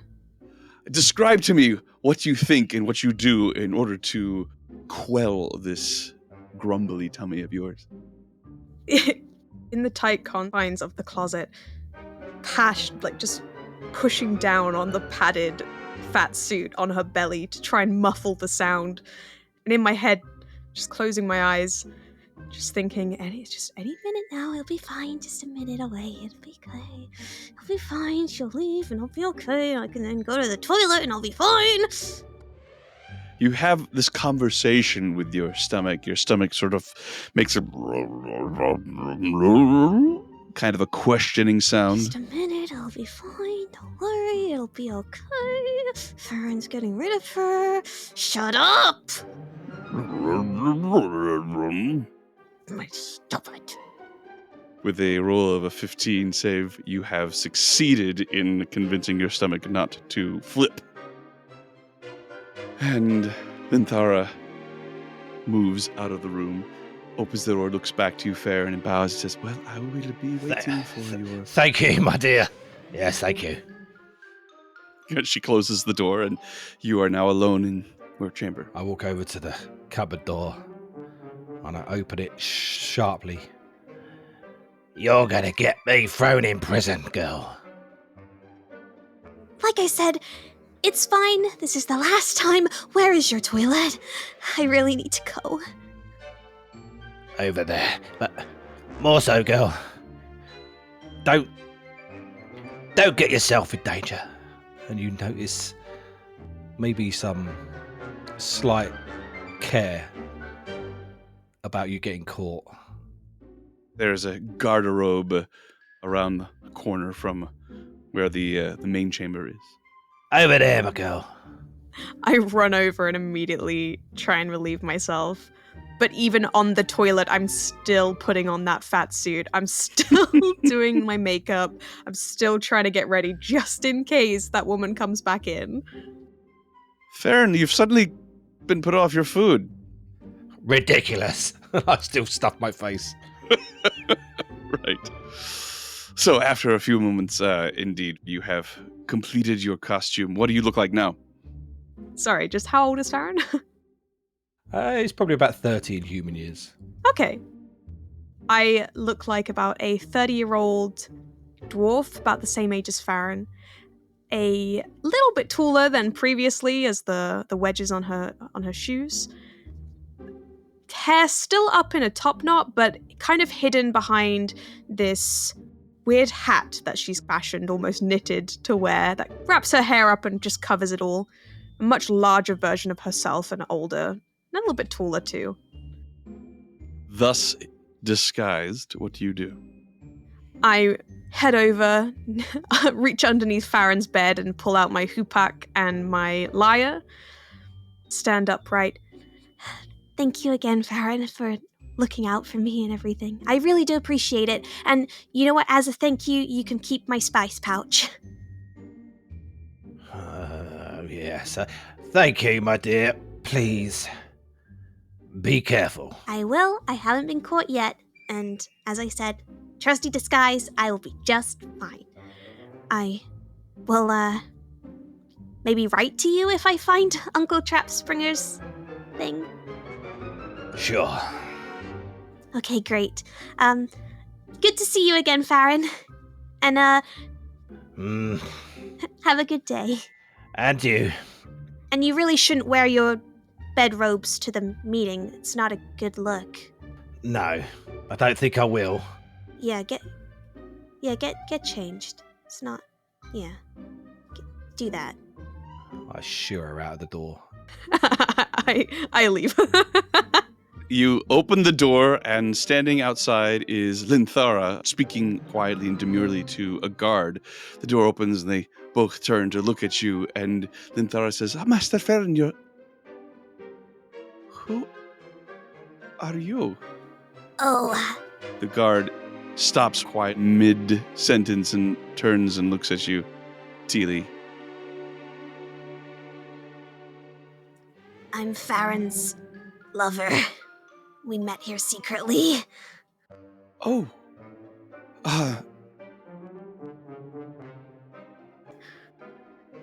Linthara's skin begins to burn with a red that you could actually see through the darkness of her complexion. Make a deception check, Teely. That is an 18. Well, this is good. This is very good. It is always more appropriate to meet the Emperor with one's consort. Secret relationship. We don't want anyone to know or find out, so it's best we just keep this amongst ourselves, yeah? The guard nods and then... I'm very sorry, ma'am. They're a restricted area. How did you manage to get here? Do you have... Nobody spoke to me. I'm sure it's just a misunderstanding, but could I have your name, please? It's just a misunderstanding. I can't even really remember how I got in. I had quite a bit to drink, so you see. I would prefer not to give my name because, like I said, it's a secret and I don't want anything getting out, you know. You understand. And I attempt to leave. I attempt to take like a sharp right and just head away. You see that there are other guards in this hall, more than there have been in the past. Linthara comes to the door and looks in to see you, Farron, and says, Master Farron, is this woman your lover? I'm so sorry. I could get in a very great bout of trouble if it becomes known that I was not aware of a guest. I'm really sorry, my dear. It does get very lonely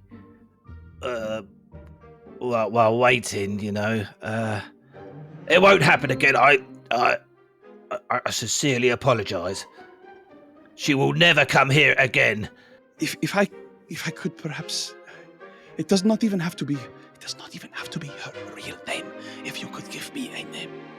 I don't know her name. Oh, that's terrible, isn't it? Oh dear. Teely, you've continued to move along. You gave a very good deception check with your 18, and you have the full scrutiny of the guards as you move away, but as you look, you see that they're kind of looking at each other with knowing looks and snickering.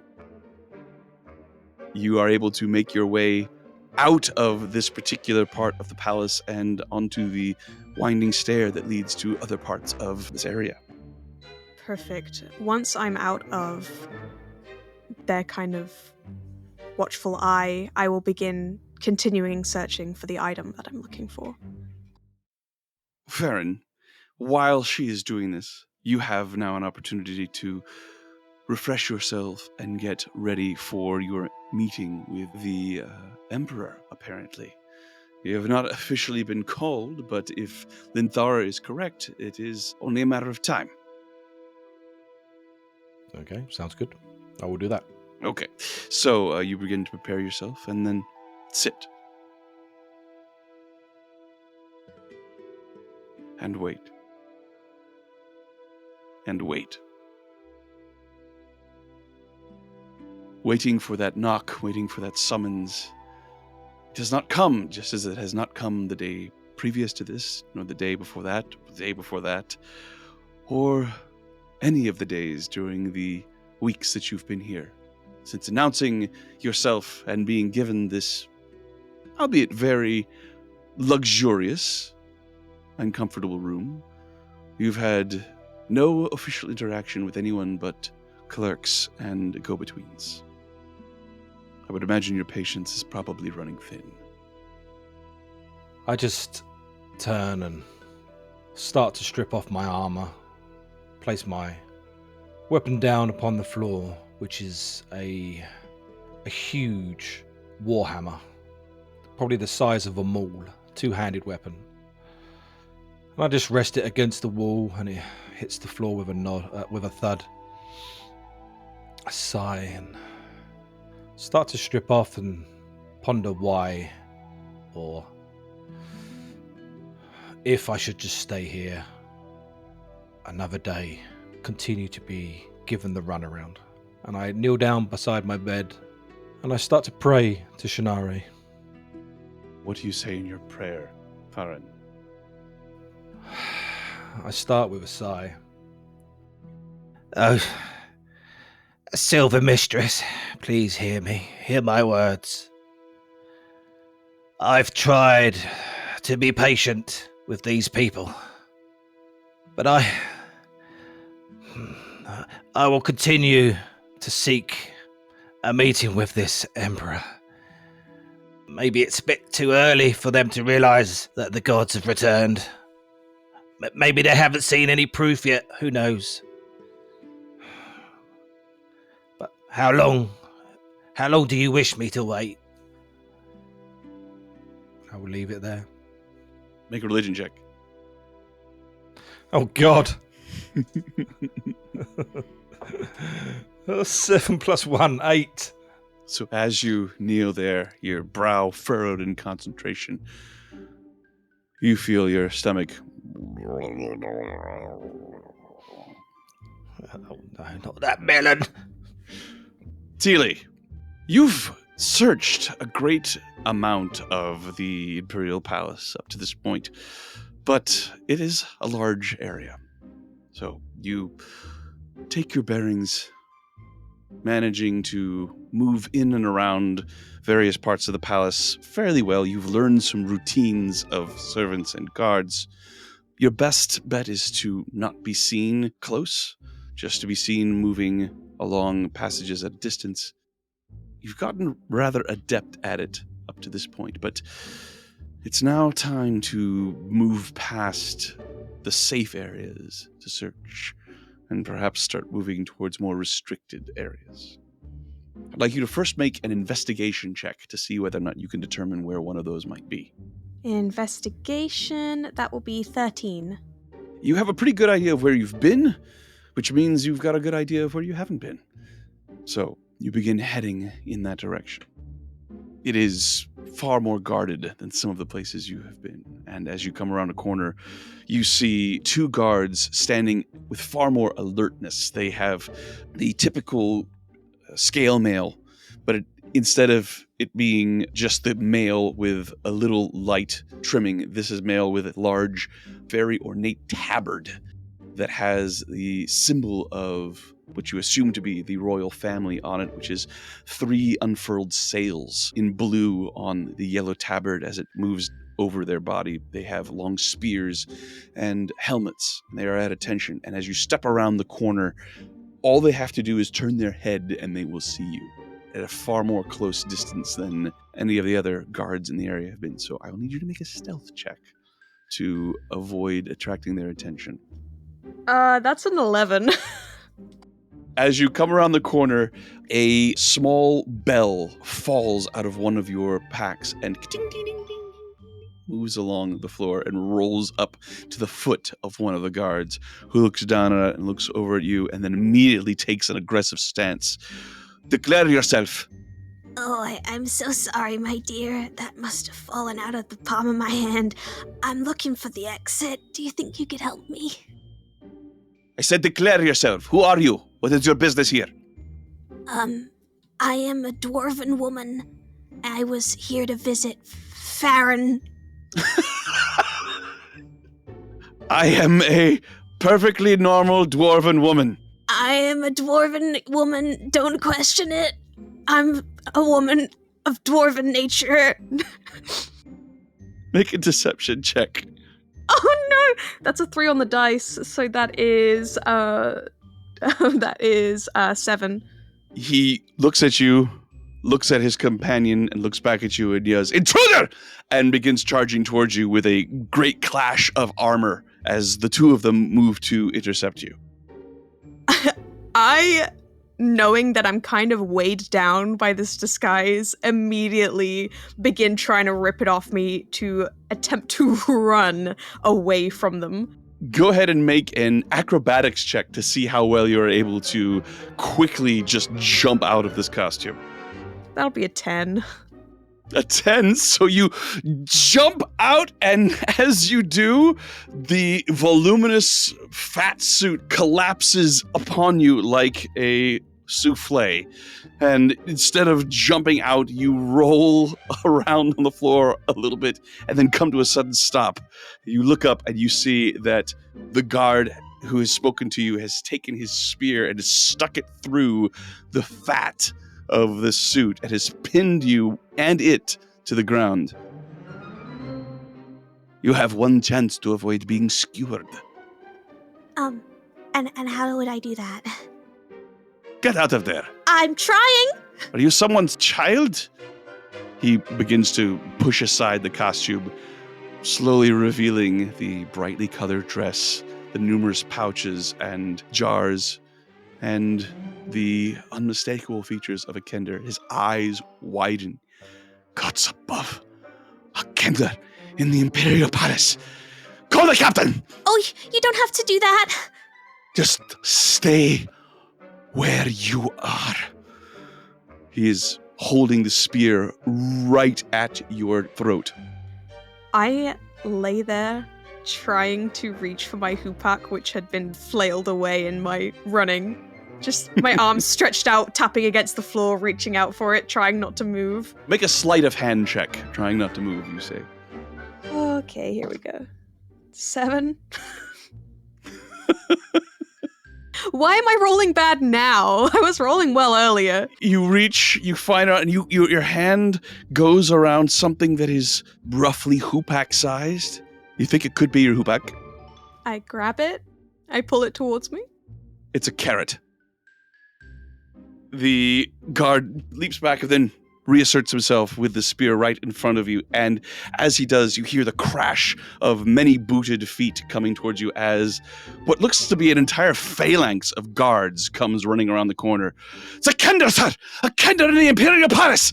Oh God, so buff. This is terrible. As more and more guards approach, this has created quite a hullabaloo, as it were. There are guards converging upon you on every direction. And you find yourself surrounded without hope. With a weird smile, I gesture the carrot to the captain. Carrot? He looks down at you with a very severe glower. I do not know how this happened, but I will find out. And you, Kender, you will spend this day in chains, and tomorrow we will subject you to the fate that we subject all Kender to in Gwynned. No, hold on a minute. I raise both my hands. You don't have to do that. I will just grab my things and I will leave and I won't come back. It was a misunderstanding. I can explain it all to you. You'll laugh. We'll all laugh. It'll be very funny. We'll all be like, how did this happen? And, we could be chums. And she kind of gestures the fist at him, like knocking it against his arm, like, we could be friends, Make a persuasion check, or unless you are trying to do something sneaky. That is a 18 on persuasion. An 18, he looks down at you and his expression softens and he says, I've heard many similar statements from your kind. Personally, I think that the practices of the past are barbaric. It is simply a night in jail, a haircut, and tomorrow we will let you on your way. See, that's the thing. I'm fine with the jail time. It won't be my first. It's okay. The haircut, I would like to avoid. And if we can sort that out, that would be great. That would be nice. You wouldn't want a haircut, would you? You wouldn't like that. It's not fun, is it? No one wants that. I'm sorry, Kender. It is out of my hands. And the guards come around you and begin to put your arms in a very small set of Kender-sized manacles, and also your ankles. They're not going to be happy knowing that a Kender got into the palace on your watch. No, they are not. But I am duty and honor bound to tell them.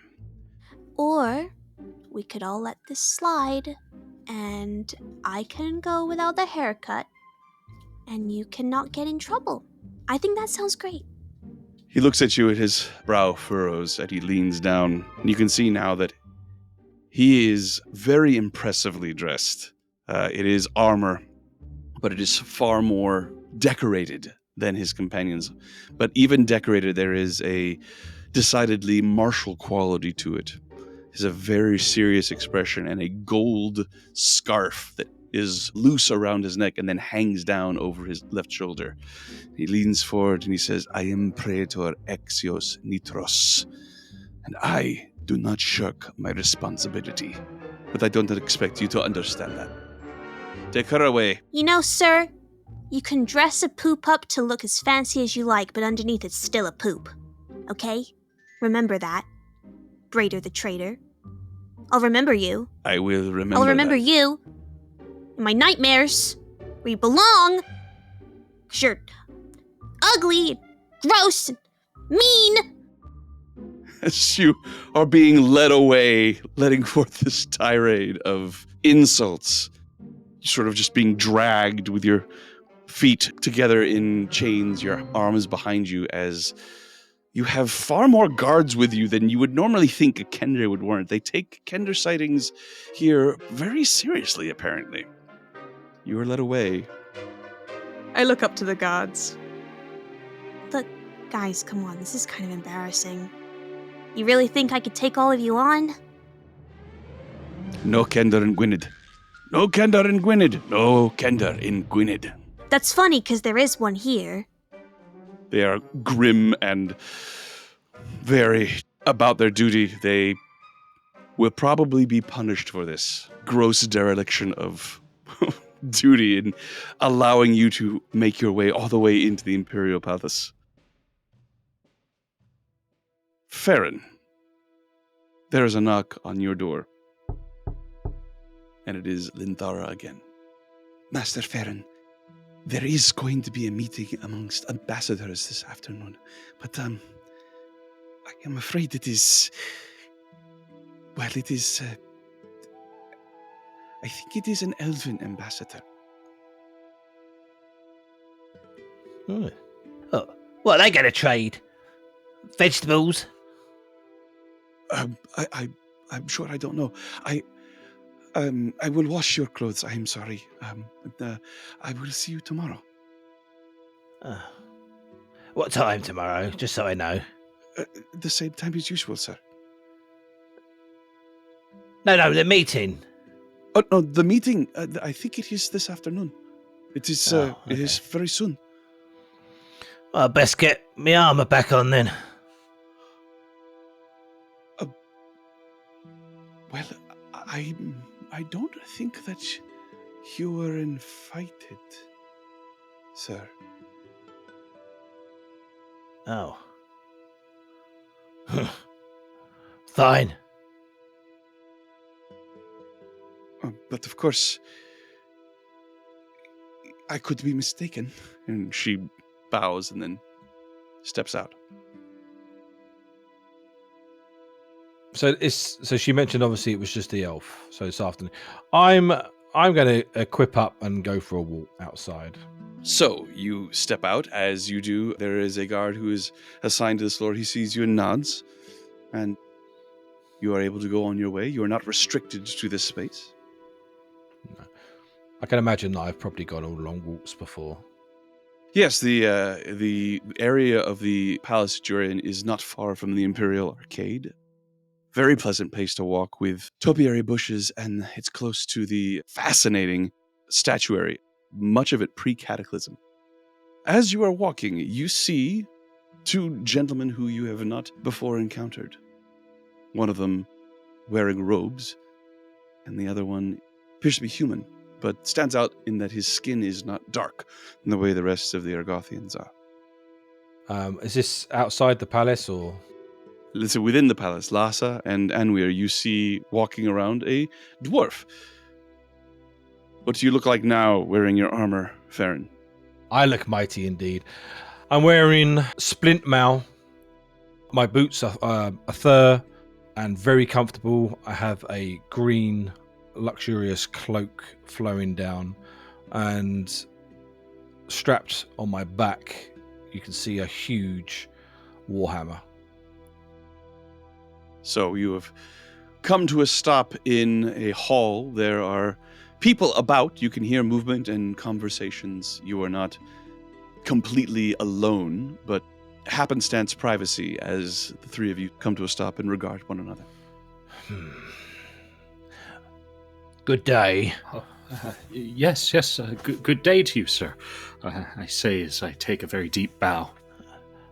You seem to be hiding your features there, boy. I don't mean any rudeness. Just a matter of habit, really. Well met. I'm Farron. How long are you going to be here for? Months like I have? I'm not sure. They said we'd be seen relatively soon. I'm Lhasa. I'm sorry. Well met, Farron. Yes, well met.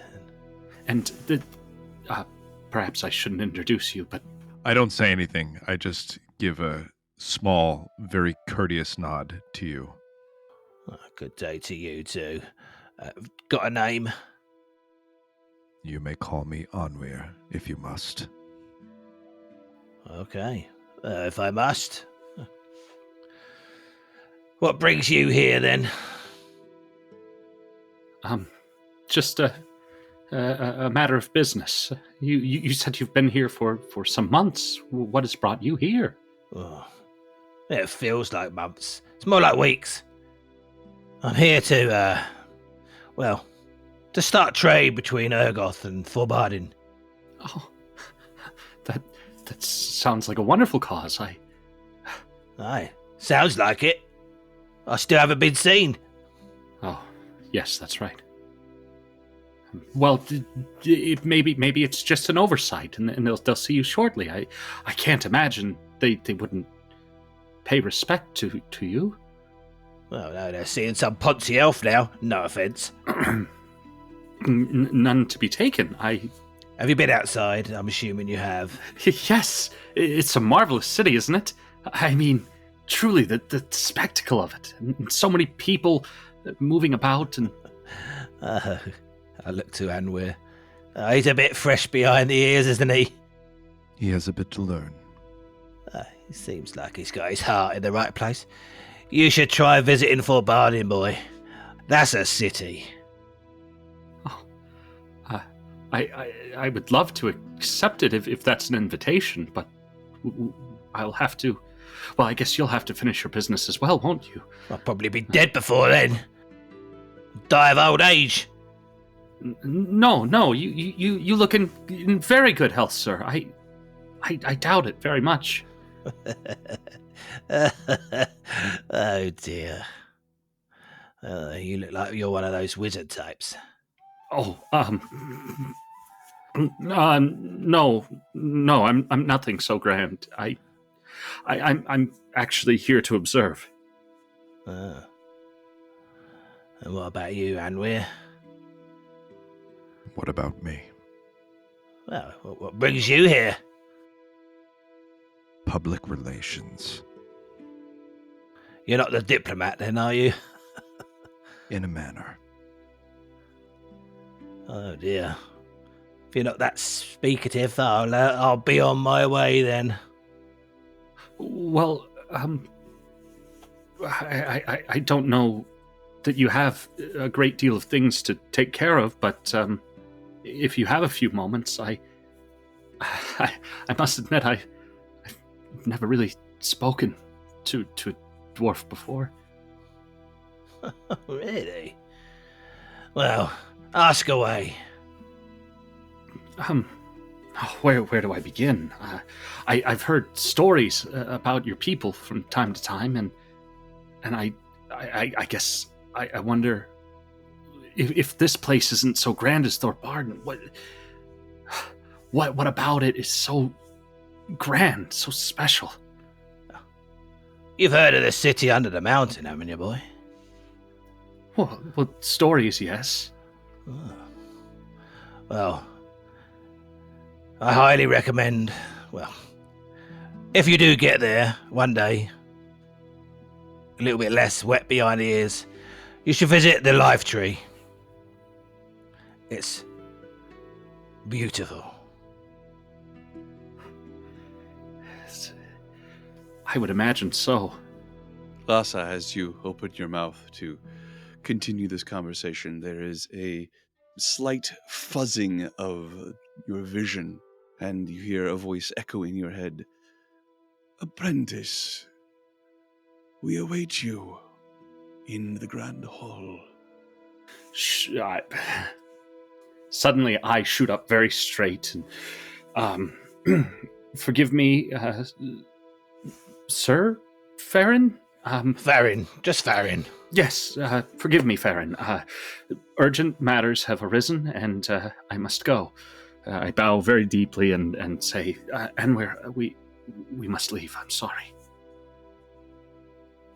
No, good day to you both. Try the mango. No, try the melon. It's lovely. I hate to ask the direction to the main chambers. I've barely made. Follow me. Yes. And you begin to lead them to the Great Hall, a place where you are very familiar where it is, as you made sure that within the first few days, just in case the call came to have your audience with the Emperor, you would know exactly where to go, but no one has ever come to find you, but you know exactly where it is. You lead them there.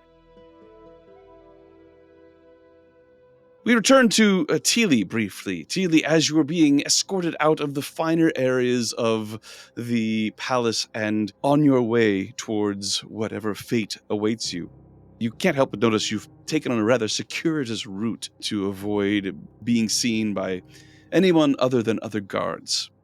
Just as you are about to leave the palace, there is the sound of running footsteps, and a human boy runs up. He looks to be about 14 or so, wearing golden tunic and a similar kilt-like breeches to the rest of the guards. He has very gangly legs and a curly mop of very dark hair. Comes running towards you. What is your passive perception, Teely? 14. 14. Well, it's very obvious to you that there's something completely different about this boy. He is one of the first Ergothians you've ever seen that does not have any tattoos on his face. And he's running up and he has in his hand your lyre. Halt! The soldiers all immediately stop and turn and stand at attention, their right hands on their chest. And there's a sort of a as they all make this formal salute. You're jostled a bit in the arms of the two that are holding you. And he steps forward and peers in between the arms and legs of the guards and looks down at you. Are you Kender? I guess the jig's up. Yeah. Is that my lyre? It appears that it would be my lyre. It's in my hand. That is the way of your people, is it not? Yeah, I mean, as long as the person's done using it. I'm surprised you know about that. Do you know any Kender? Are there more here? You are the first Kender I've ever spoken to. They are illegal in town. Tomorrow they will cut off your hair and send you on your way. And if you ever return with short hair, you will be killed. That is the law. I've heard about this law. They can try and cut my hair if they want, but it's not going well for anyone, I tell you that. He looks down at the lyre and looks at you. Can you play this? Yes. I don't carry it around just for decoration. But, I mean, I could show you if you'd like, if they would uncuff me. I pull against the cuffs and they make like that jingle jangle sound as they pull against my wrists. He looks at the guards and then looks back at you. Make a persuasion check. Oh no, that's a 9. I don't think that's a good idea. Your loss. A Kender musician. Huh. Interesting. On your way. And he walks away, still holding your lyre.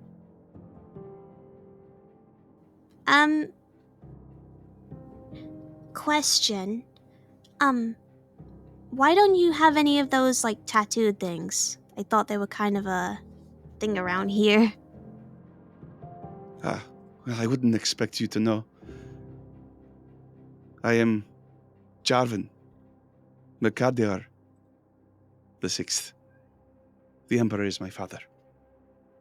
And he turns and leaves, and the guards begin to march you away.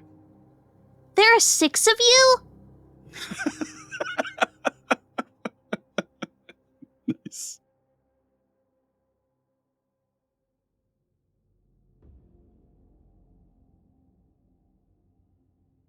Farron, you and Lhasa and Anwir arrive at the grand doors to the palace throne room.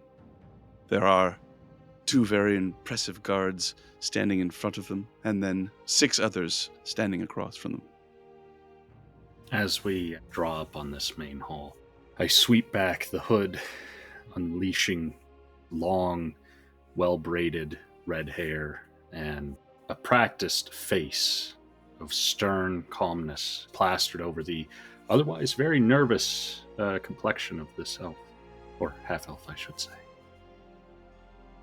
I can sense the traces of your anxiety, and I will catch you out of the corner of your eye and give you a very slight, comforting nod. A very slight dip of the chin is the only response as I continue to stare dead ahead. I address the closest of these guards. I am Lhasa, and I have been asked to make my appearance before the court. They nod at each other, and one of them reaches over and opens the door, revealing a wide throne room with marble floors, intersecting geometric patterns of purple and orange marble, with striations of silver and gold moving through all of them. Several rounded columns that make a colonnade down the center of the room, and at the end of it, a large dais upon which is two large chairs in which impressive people are sitting. You can see your master standing in front of and slightly to the side of the colonnade looking at your arrival. With a practiced calmness and dedicated movement, I move across the floor, sweeping by gently, barely leaving a sound or a trace of the footsteps behind me. The man sitting in the chair that is directly across from the door is a tall, middle-aged man, very dark skin, a beard. His hair is in very tight braids, pulled back to a ponytail. He is wearing a elaborate and very heavily brocaded red toga over bare chest. He's very well muscled and fit for his age. And he looks past you, Lhasa, at Anwyr and Farron, and then leans over and speaks to a man in a red cloak who has a close-cropped, dark beard, does not appear to be Ergothian.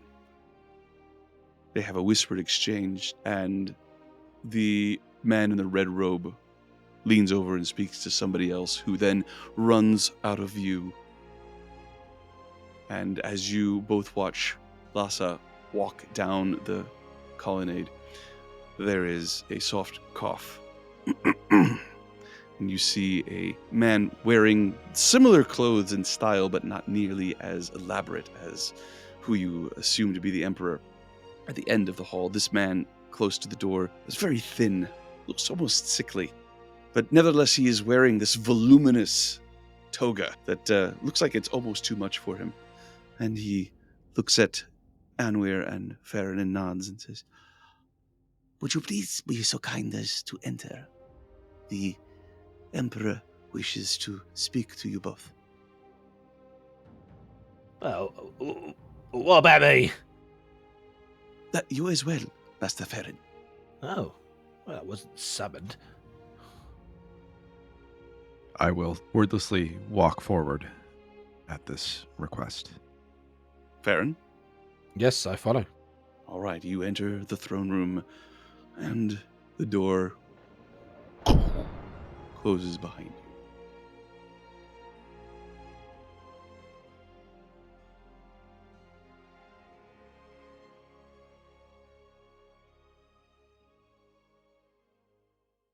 That brings us to the end of this episode. We hope you've enjoyed listening to Dragonlance Echoes of Krynn, Dragons of the Hidden Flood. If you would like to know more about us, please visit our website at lawfulstupidrpg.com. Thank you so much for joining us. Until next time, est Sularus oth mythas. Farewell.